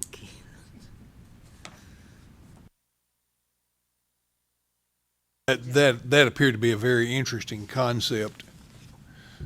Does that make it approvable?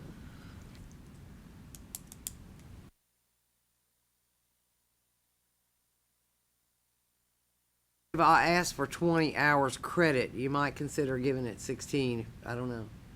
Well, one of the things they were saying here is, I noticed in the course submitted, it was for all of the above. I would certainly have no problem with it being used for employee training or continuing education. I'm uncertain as to the application for initial application. We think in terms of initial application as for a QA. And I am not completely convinced that this Alarm Technician 1 course, Alarm Technician Level 1, would be appropriate for the initial application for a qualified agent. I would not have any problem being used for employee training or continuing education, however.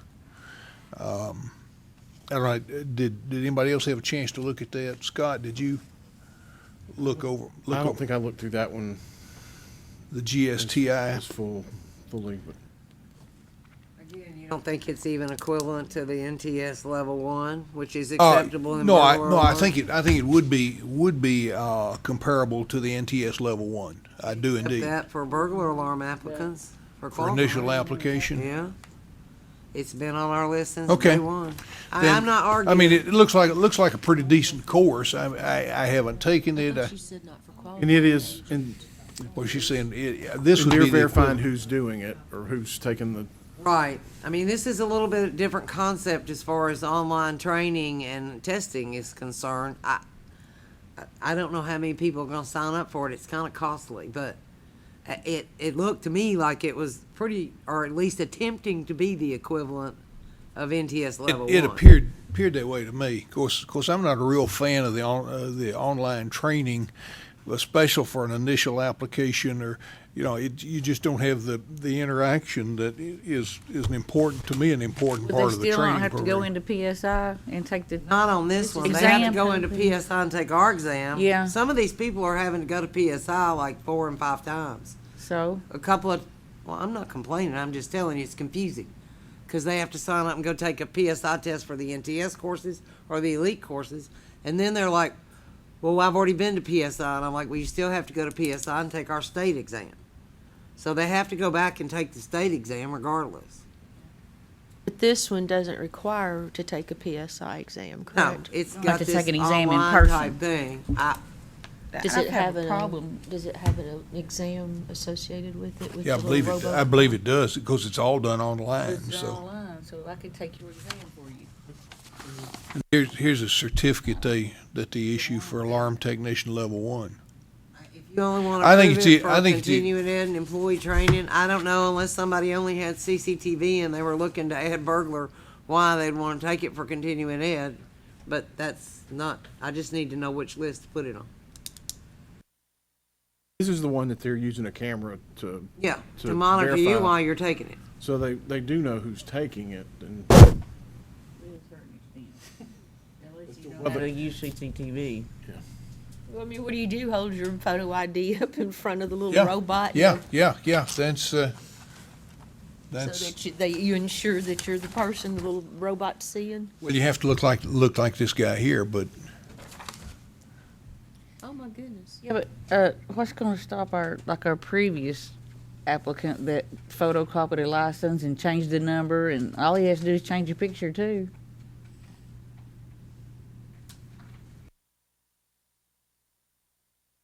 well, the course looked like a pretty decent course. And I would consider it equivalent to the NTS Level 1 for burglar alarm technician, and I think it should be approved in a similar fashion. So, however, we need to word a motion to that effect. Well, it's got continuing ed, employee training, and qualifying education. So which of those three, one, two, or all of them, do you feel that it fits? Which one do you think it doesn't? Well, I would feel comfortable with it being applicable to all of the above for burglar alarm. So continuing ed and employee training, but for burglar alarm only? Yes, just for burglar alarm. It's Yeah. just a burglar alarm Again. course. We have a list of different courses that would only apply to certain, like a CCTV course for So I'd make a motion that we approve it as requested for, in the burglar alarm category. Okay, we have a motion by Mr. Roberts to accept this Global Security Training Initiative, Alarm Technician Level 1 for burglar alarm training, continuing ed, employee training, and qualifying education. All in favor, or we need a second, correct? Second. Okay, Mr. Cockcroft, a second. All in favor, voice by saying aye. Aye. All opposed, the motion carries. And then Jade Learning, is that the next one? Okay. New one from Jade. They have a whole series of 4-hour courses. This one is called Using Drones for Physical Security. I suspect we're going to see more and more of these. And as the Aviation Administration develops new rules and regulations for drones, we'll see how they're applicable.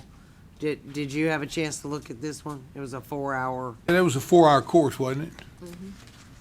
I thought it was and I don't see it here. I'm printing It had out. good information, but I just Wasn't wonder. it for basically- continuing education? Yeah. Only. But how does that apply to, it's not going to be an installed system. It doesn't seem like that applies to anything that comes under the licensing. It might be more applicable for a security guard or something, yeah, or private investment. I Or don't see. unless they're going to try to use it as some type of CCTV device would be the only thing.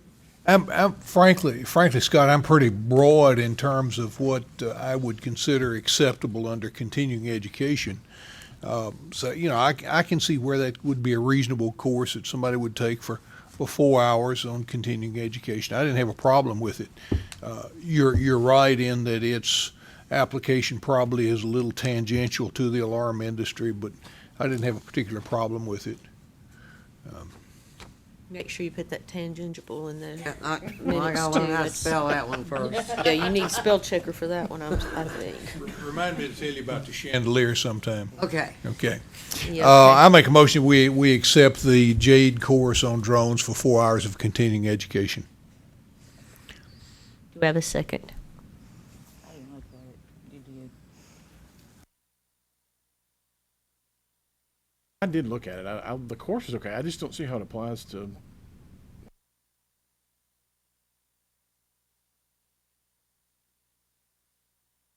Not talking into the microphone. Yeah. Drones I don't- are going to be in our industry soon if they aren't already. I'm just telling you, this is the first of many things But you're it's gonna not an see. installed system, so it's not going to come under anything we're doing. It's not. It may be something that some security company that has a CCTV system in some factory is gonna sell to that factory for their guards to use for, I mean, it may be part of a sales protocol. TV, that's the only use I can see. I mean, I don't know what they might use it for, but I'm telling you, you're gonna see more and more of this. They're going to so. hover parking lots with it and look in the windshields to see if you brought your firearm to work, and they're going to look for. They're going to, I'll bet, hover parking lots with it. Right now, we don't really regulate drones, the No, FAA does, to my knowledge, security guard will be the however. one using it. And the person selling it to them is going to be more than likely whoever sold them their security system right now.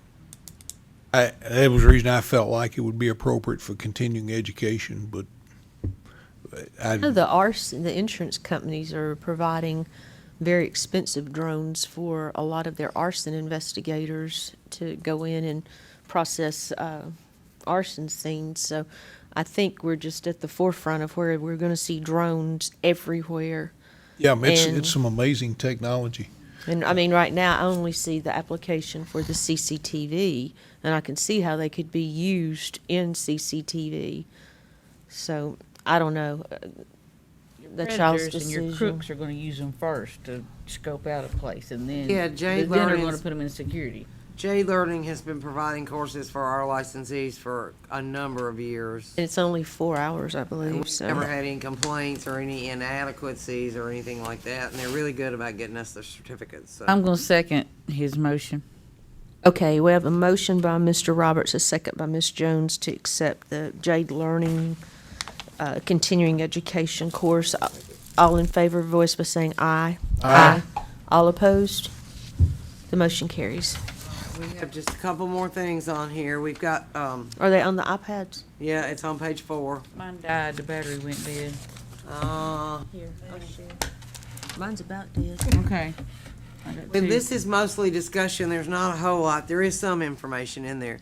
We have gotten a request to consider acceptance of the NICET fire alarm inspection certification to meet Tennessee continuing ed requirements. Right now, we only take their actually fire alarm certifications, but the fire alarm inspection, we don't. I did read over inspection and testing of fire alarm systems. They have 2 different fire alarm certifications now, and NICET's one of these that they've never submitted anything to us. We've actually had to reach out to them to get information to even accept it. I believe Mr. Kimbrough in the past was very supportive of that. It's really difficult to get. But is that something you would consider, taking the fire alarm inspection certification for continuing education? I can't see taking it. The way I read this, it says it's really applicable for people that don't necessarily install the systems, but inspect and test them. We, have to have that classification on your license to do either, wouldn't you? yeah, that would be just, she's talking about, the application is just for continuing education. Right. How does this 24 months rather than 12-month certification, would that have any bearing on us? That's NTS, that's the next thing. We're talking about NICET, which is before that. I, Did print out the information, I think I sent it to y'all when I sent the link. They have a level 1, and an exam, and a level 2. And in the past, we've only accepted level 2 fire alarm. Would we want to maybe consider level 2 fire inspection to meet continuing ed requirements? I would think it perfectly appropriate. Here again. Or would we just take Of course, I either one? I take a rather broad view towards continuing education. You know, I want to give the people who are registered under our board here an opportunity to study and learn about things that they feel like are significant to them. You can't know too much. Well, again, to get this certification, number one, you have to apply to NICET. You have to prove them. You've had so many years' experience. You have so many references. You have this, you have that. And then you have to actually go and take their test. Which is challenging, incidentally. I have employees that have taken those, and they are difficult exams. The level 1 exam is 77 questions. They allow you 110 minutes to take it. And the level 2 exam is 69 questions. And they also, so what we would be getting would be a copy of their NICET level 1 or level 2 fire inspection certificate to accept for continuing ed. I would make a motion, we accept the NICET Level 2 certificate as being evidence of continuing education. We're talking about, second.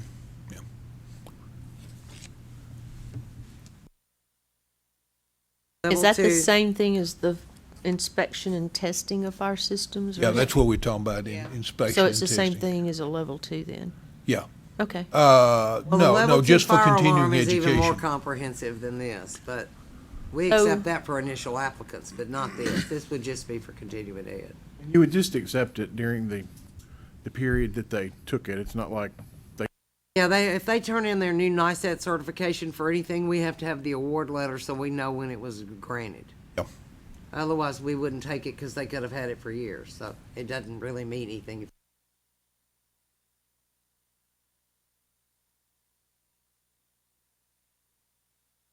Oh, I made the motion then. Yes, all in favor, voice by saying aye. Aye. All opposed? The motion carries. And the last thing.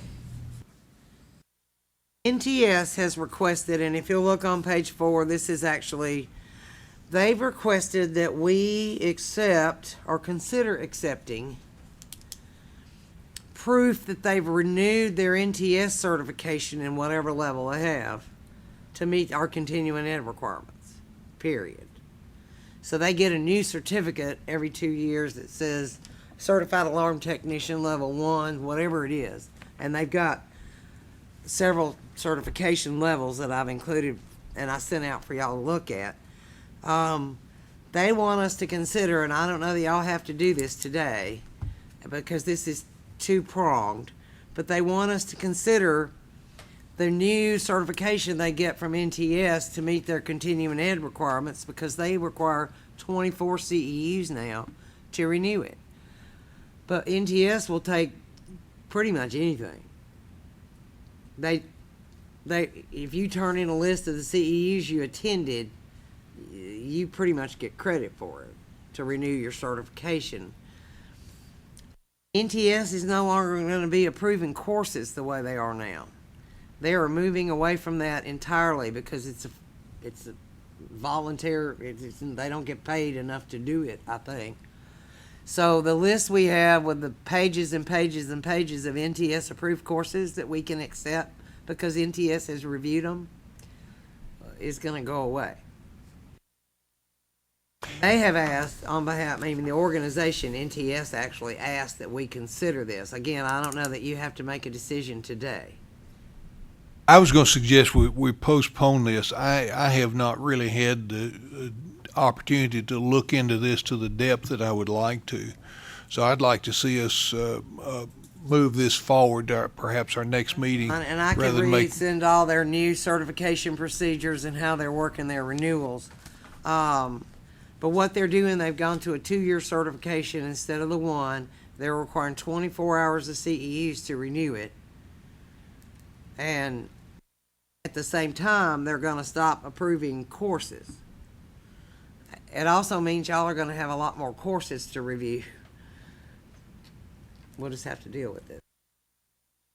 It's something that we can put off. I will be glad to tell them that we reviewed it and y'all are taking it under consideration. And you might want to go online and do some research and just see. We also need to think through the whole process of if it's for 24 months. I mean, if during that 2-year period, it doesn't have to necessarily coincide. Say they got their certificate renewed in a year ago, and they got a new certificate, and they turned it in with their renewal a year later. It's still within that 2-year period. I mean, I don't know that it's ever going to sync up exactly. I doubt that it ever will. our renewal's 2 years, and that's 2 years, as long as they're Current. they're not trying to make the same one cover 2 Right, license and that's gonna periods be or the something. hardest part on accepting it. Well, you got this in 2013 before you renewed your license last time, so we can't take it. Which sounds reasonable to me. That's what we're doing now with the NICET certification renewals. But I do think we're gonna see a lot of changes coming from NTS and these courses that they've been approving. I'd like to defer this particular question to our next meeting.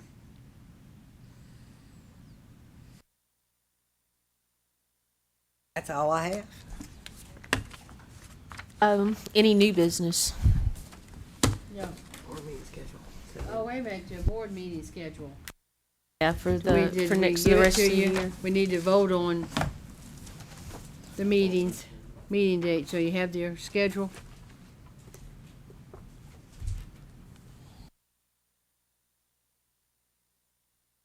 I tried really hard to stay away from all the ball games, basketball, CMA, fanfare, whatever is going on. Again, there's always going to be some kind of conflict. We've got a new convention center and a new baseball stadium, so anything could happen. If we find we don't have enough business, we do have the ability to still cancel a meeting every now and then, so. Yeah. There, I'm gonna put this under the business. When I went up on the hill, I believe you were with me. There's gonna maybe some proposed legislation concerning, board members. If you miss more than two meetings, you will automatically be dismissed from from your board. They were saying 50%. 50% or 50%, yeah, whatever. Well, last year, two meetings Two would have meetings been was 50%. that was it's also in a, is it in a calendar year or something, or in a? It depends, if they pass the legislation, It'll tell me, but I just wanted to remind you of that. Whatever but- they pass, they'll pass, so. Right. Well, that was I one mean, is that reason- going to be arbitrary, or is it going to be subject to dismissal? Because, I mean, what if you have like an emergency and you can't? That's what I'm saying. I mean, they haven't said how they're going to handle that, just that they're going to propose absences as part of a board member's term. Yeah, I heard Mike Bell from McMinn County, Senator Bell, mention that several times when we were at the hearings. I think you have some boards where the attendance is really poor. I think our board has really been an exception to that. I think I any agree. absences have been genuine emergencies or, Or with for cause. significant reasons. And, our board hasn't abused it. I think there's some other boards, and especially perhaps some larger boards, where that's not been the case. So we'll probably have to live with whatever they pass. Whatever he says, yeah. Whatever comes down, you ready to vote on the next meeting? Sure. 2016 meeting schedule. The meeting schedule. Motion on the meeting dates as presented for the 2016 year. On a conflict, there's still a possibility one of those we could change a date. I make a motion we accept the schedule that as it's presented here. Okay, we have a motion by Mr. Roberts to accept the 2016 meeting schedule as presented. Do we have a second? Second. Second by Mr. Cockcroft. All in favor, voice by saying aye. Aye. All opposed? The motion carries.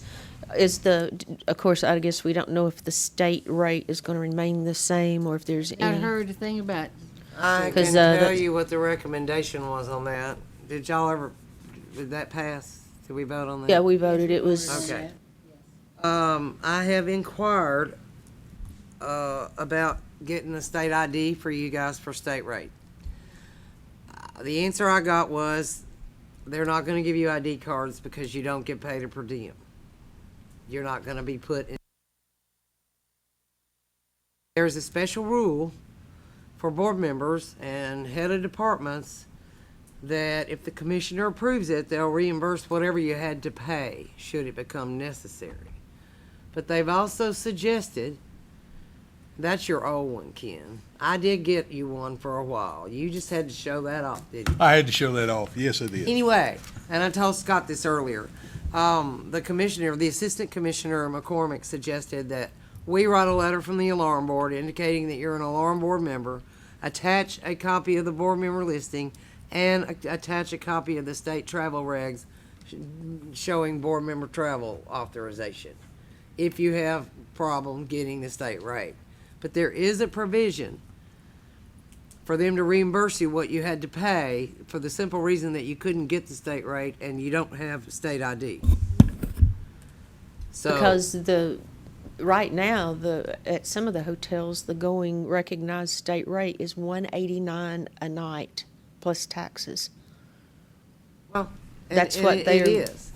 It's that much in Nashville, period. Right. The rate varies from time, depending It on does what's going on. vary, and some people go by the federal per diem rate, which the Tennessee state rate is getting closer to matching the federal per diem rate every year. We usually get a notice on October the 1st giving us the state rate for next year. So as soon as I get that, I'll let y'all know. In the meantime, if you couldn't get the state rate, I believe we can get you reimbursed that whole amount.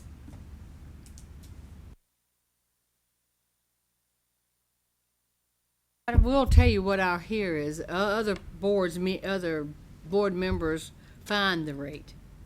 Just because you choose not to stay at the hotel, that's your business. So that's where we may have trouble getting reimbursed, that difference. I just let. I didn't mean to stay on the top floor of the Sheraton. I mean, I'm just messing with y'all. Anyway, and y'all have done a really good job of getting the state rates. Your rate, usually you get below the state rate, both for your rooms, and so do you, Scott. I mean, it's obvious. I mean, it's a you're not- matter of spending hours on the internet until you find something too. You know, it's just not find a hotel. I mean, because I know one time we had to go all the way to Brentwood and stay just to find a hotel that had a state rate. We're gonna run into that the more Nashville Grows. becomes like That's right. another city in the South that we all know. The worse it's gonna be. I heard last night on the local news that on the average, there's 2,000 people moving to Davidson County every month. Yes, that's why we're late everywhere we go because of the traffic. I mean, that's what I'm saying. It's You know, terrible. When we stayed in Brentwood that one time, we left out way early because we had fear of getting stuck on the freeway. And I mean, as long as there's an understanding that there's times that all of us could be late if we're having to push into the outlying areas to meet the motel per diem, then Oh, I was that's sick okay. that trip. I had to take a taxi Yeah. back to the. Yeah, boy, it was a Yeah, an good. expensive ride Yeah, too. it was expensive. Yeah, ride. as soon as we get the state rates for next year, I'll let We'll you know. know. And if we start running into a snag, Cody can talk to out what Brian. everybody else I got the said. impression from him, he's aware of that special rule, and if it's an exception,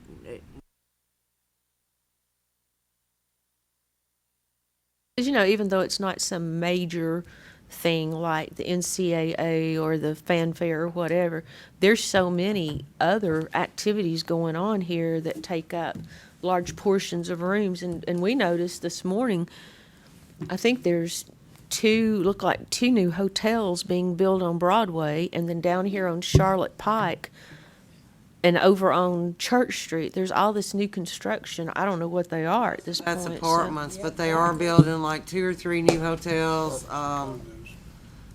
either in 12 South or right here. There's probably gonna be about 3 or 4 new hotels just in the downtown area within about a year and a half. So are those hotels that are there on No, those are. No, they're Charlotte Pike condos there, or apartments, one. across from those others that they just built? Yeah. And then there was something about the Bridgestone Arena. I saw a map last night and I couldn't figure out what I was seeing. Something about an expansion of it. They are, and then they're building a new, really different hotel right on the back side of it that is gonna be very small rooms where you've got like everything you need, but they're gonna rent them a little bit, they're gonna rent them cheaper for people going to conventions, because you're not gonna spend a whole lot of time in there. Why do you need a Right. suite?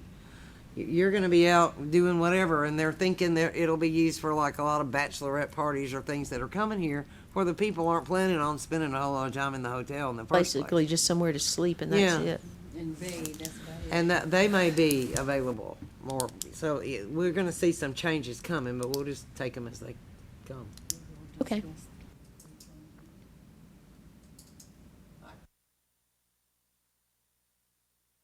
Okay, that part finishes that, but we have 2 board members sitting up there that terms are going to expire this year.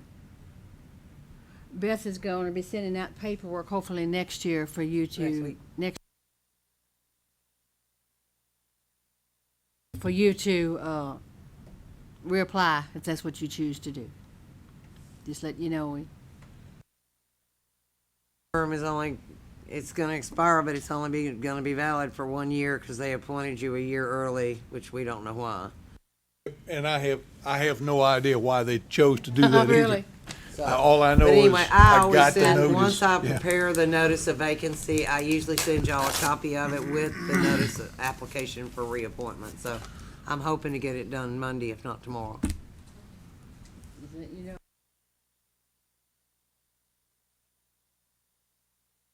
Okay.